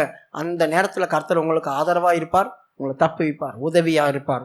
2 ராஜாக்களுடைய புஸ்தகம் 19வது அதிகாரம் 34வது வசனம். 2 ராஜாக்களுடைய புஸ்தகம் 19வது அதிகாரம் 34வது வசனம். என் நிமித்தமும் என் தாசனாகிய தாவீதின் நிமித்தமும் நான் இந்த நகரத்தை ரட்சிக்கும் படிக்க இதற்கு ஆதரவாக இருப்பேன் என்பதை கர்த்தர் உரைக்கிறார் என்று சொல்லி அனுப்பினான். போதும். எந்த நேரத்தில் தெரியுமா இதை சொன்னாங்க? சனகரிப்பு நிறைய பேரை கூட்டிகிட்டு வந்துட்டான் எருசலேமுக்கு விரோதமா, எசேக்கியாவுக்கு விரோதமா. அந்த நேரத்தில் எசேக்கியா பயந்துட்டான். அப்போ போய் ஏசையா சொல்லிவிட்ட வார்த்தை இது.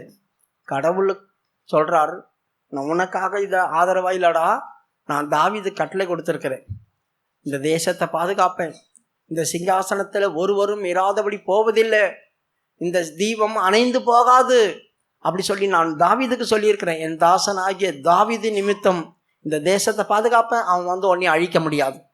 நம்மளுக்கு சில நேரங்களில் பிரச்சனைகள் போராட்டங்கள் வரும்போது நம்ம இந்த காலியாக போகிறோம், இந்த பிரச்சனை நம்மளை எல்லாத்தையும் அழிச்சிட போகுது, நம்ம எல்லாம் இழக்க போகிறோம் அப்படியெல்லாம் நினச்சிப்போம். ஆனால் ஆண்டவர்கிட்ட சொல்லுங்க, கதருங்க, ஆண்டவர் சமூகத்தில் நில்லுங்க. ஆண்டவர் சொல்லுவார், உனக்காகல எனக்காக நான் காப்பேன் உன்னை. நான் சொல்லியிருக்கிறேன், உன் நிமித்தம் உன்னை விட உயர்ந்தவங்க என் கூட இருந்திருக்கிறாங்க, அவர்களுக்காக உன்னை பாதுகாப்பேன் அப்படி சொல்கிறார் ஆண்டவர். அவர் நமக்கு ஆதரவாக இருந்தால் சனகரிப்பில் யாராக இருந்தாலும் உள்ளே வர முடியாது. ஒரு அம்பு கூட இந்த தேசத்துக்குள்ளே வராதுன்னு சொல்லி விட்டார். அன்றைக்கி நைட்டோட நைட்டாக ஒரு தூதனை அனுப்பி ஆண்டவர் எல்லாரையும் காலி பண்ணார். உங்களுக்கு தான் அந்த 48 மணி நேரத்தில் சொன்னேன் இல்லையா, அதோடைய சப்ஜெக்ட் தான் இது. அவருக்காக நான் ஆதரவாக இருப்பேன், இந்த தேசத்தை தீங்கு வர விட மாட்டேன் அப்படி சொல்கிறார். அடுத்தது எரேமியாவுடைய புஸ்தகம். அவர் என்ன சொல்கிறார்? பறந்து காக்கிற பட்சியை போல நான் எருசலேமுக்கு ஆதரவாக இருப்பேன் அப்படி சொல்கிறார். அப்போ கர்த்தர் என் கூட எப்படி இருக்கிறார்? எரேமியாவுடைய புஸ்தகம் 20வது அதிகாரம் 11வது வசனத்தில் என்ன சொல்றார்? பயங்கர பராக்கிரமசாலி அவர் என் கூட இருக்கிறார். சாதாரணமானவரா இல்லை, பயங்கர பராக்கிரமசாலி அவர் என்னோடு கூட இருக்கிறார்.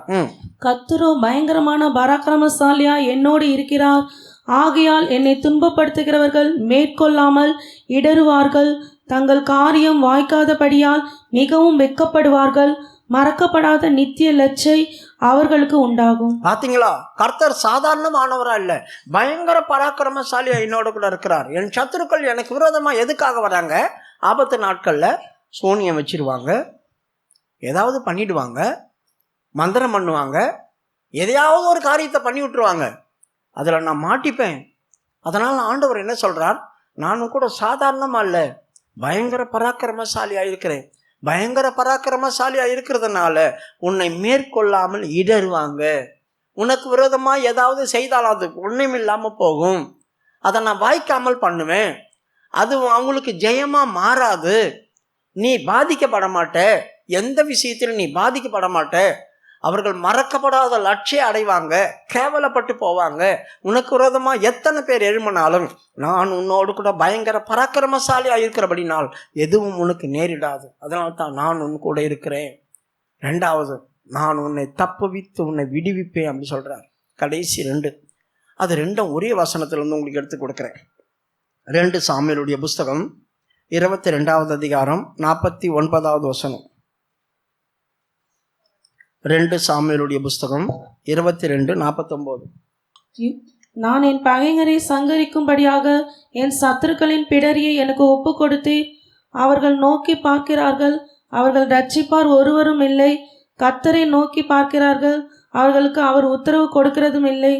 அவரே என் சத்துருக்களுக்கு என்னை விலக்கி விடுவிக்கிறவர். எனக்கு விரோதமாய் எழும்புகிறவர்கள் மேல் என்னை உயர்த்தி கொடுமையான மனுஷனுக்கு என்னை தப்புவிக்கிறேன். முதலாவது விடுவிக்கிறவர். குமாரன் உன்னை விடுதலையாக்கினால் மெய்யாகவே விடுதலையாவாய். அப்ப எனக்கு அவர் யாரா வரார்? கர்த்தராகிய இயேசு கிறிஸ்து எனக்கு ஜீவனை கொடுத்தவரா வரார். என்னை விடுவிக்கிறார். 2வது, என்னை தப்புவிக்கிறார். சகல தீங்குக்கும் என்னை காப்பாற்றி தப்புவிக்கிறவர், என்னை தப்புவிக்கிறவர். அவர் என் சத்துருக்கெல்லாம் தப்புவிக்கிறவர். ஆண்டவர் அங்கே என்ன சொல்றார்? பறந்து காக்கிற பட்சி போல நான் எருசலேம் மேல் ஆதரவாக இருப்பேன். நான் கடந்து வந்து அதை தப்பு பண்ணுவேன், அதை விடுவிப்பேன். பிரியமானவர்களே, இந்த வார்த்தையின்படியே நமக்கு இந்த மாதம் முழுவதும் நடக்கும். ஜெபிங்க. ஆண்டவரே, எனக்கு ஆதரவாக வாங்க, என்னை காத்து கொள்ளுங்க, எனக்கு சமாதானத்தை கட்டளையிடுங்க, என்னை தப்புவீங்க, என்னை விடுவீங்க. ஆண்டவரே, உம்மை நம்பி இருக்கிறேன். நான் பலவீனமான உம்முடைய கூட்டில் இருக்கிற குஞ்சு. நான் பலவீனமாக உம்முடைய கூட்டில் இருக்கிறதான குஞ்சு. நான் பலவீனமானவன், யார் வேணா என்னை தாக்கலாம். ஆகவே நீர்தான் என்னை காத்தால் நான் உயிரோடு இருப்பேன். நீர் வரும்போது நான் அந்த கூட்டில் இருந்து வளர்ந்து வளர்ந்து வளர்ந்து வளர்ந்து பலன் அடைஞ்சேன்னா எனக்கு இந்த கூடு தேவைப்படாது. நானே உன் கூட பறந்து வந்துடுவேன். அந்த கர்த்தரோட பறந்து போகிற வரைக்கும் நான் அந்த கூட்டில் இருந்து தான் ஆகணும். அது வரைக்கும் நீர் என்னை பாதுகாத்து தான் ஆகணும். எனக்கு பயம் இல்லாமல் தங்கக்கூடிய சமாதானத்தை கட்டளையிடும். இந்த கூட்டில் நான் சந்தோஷமாக இருக்கணும். எனக்கு நீ ஆதரவாக இரு, என்னை தப்புவி, என்னை விடுவி. ஆண்டவரே, என் கூட்டுக்குள்ள எந்த பிரச்சனையோ தத்தளிப்போ வேதனையோ இருக்கக்கூடாது. பிரியமானவர்களே, சரியாய் ஜெபியுங்கள், சரியாய் ஜெபியுங்கள். ஒவ்வொரு குடும்பத்திலும் வெளியே சொல்ல முடியாத எத்தனையோ பிரச்சனைகள் இருக்கு. நீங்கள் பார்க்க நல்லா இருப்பீங்க, சந்தோஷமா இருப்பீங்க, ஆனால் நிறைய விஷயங்கள் உங்கள் இருதயத்தை வேதனைப்படுத்தி காயப்படுத்திட்டு இருக்கும். ஆண்டவரே, எனக்கு நீர் ஆதரவாயிரு, எனக்கு சமாதானம் இல்லை, நான் உம்முடைய சமூகத்தில் வரேன், நல்லா இருக்குது, சத்தியத்தை கேட்குறேன், இங்கே வரும்போது சமாதானமாக இருக்குது, ஆனால் மறுபடியும் என் வீட்டுக்கு போனால் அதே யோசனை, அதே வேதனை. ஆண்டவரே, என் கூட யார் இருக்கிறா? எனக்கு உதவி யார் இருக்கிறா? எனக்கு சமாதானம் இல்லை. ஏதோ நான் இருக்கிறேன் செத்த பெணம் போல. சில நேரங்களில் நிம்மதி இல்லாமல் இருக்கிறேன், தத்தளிப்பு எனக்கு இருக்கு, பதட்டமா இருக்கு, என்ன நடக்கும் தெரியாம கஷ்டப்படுறேன். ஆண்டவரே, எனக்கு யார் விரோதமா எழும்புவாங்கன்னு எனக்கு தெரியாது, யார் எனக்கு விரோதமா எதனா செய்வாங்கன்னு எனக்கு புரியல. ஆண்டவரே, நீர் எனக்கு துணையாய் நில்லு, பராக்கிரமசாலியாய் நில்லு, பயங்கர பராக்கிரமசாலியாய் நில்லு, எனக்கு உதவி செய், என்னை தப்புவி, எனக்கு சமாதானத்தை கட்டளையிடு. நீ சரியாய் உன்னை நிதானித்தால் நீ எந்த நிலவரத்தில் இருக்கிறன்னு உனக்கு புரியும். ஆண்டவரே, நான் பலவீனமான அந்த குஞ்சுகளை போலத்தானே இந்த கூட்டில் இருக்கிறேன். நானே எதுவும் செய்ய முடிந்தால் நான் ஏன் உம்மை நோக்கி கதறுகிறேன்? நீர்தானே என்னை தாய், என் சத்துரு உள்ளே வராதபடி காத்துக்கொள்ளும். என் ஆத்துமா உம்முடைய கருத்தில் இருக்கிறது. ஆண்டவரே, என் ஆத்துமாவை சத்துரு பின்தொடர பார்க்கிறான். ஆண்டவரே, அவனை நிர்மூலமாக்கும். தீங்குக்கு என்னை வெளியே கொண்டு வரும்.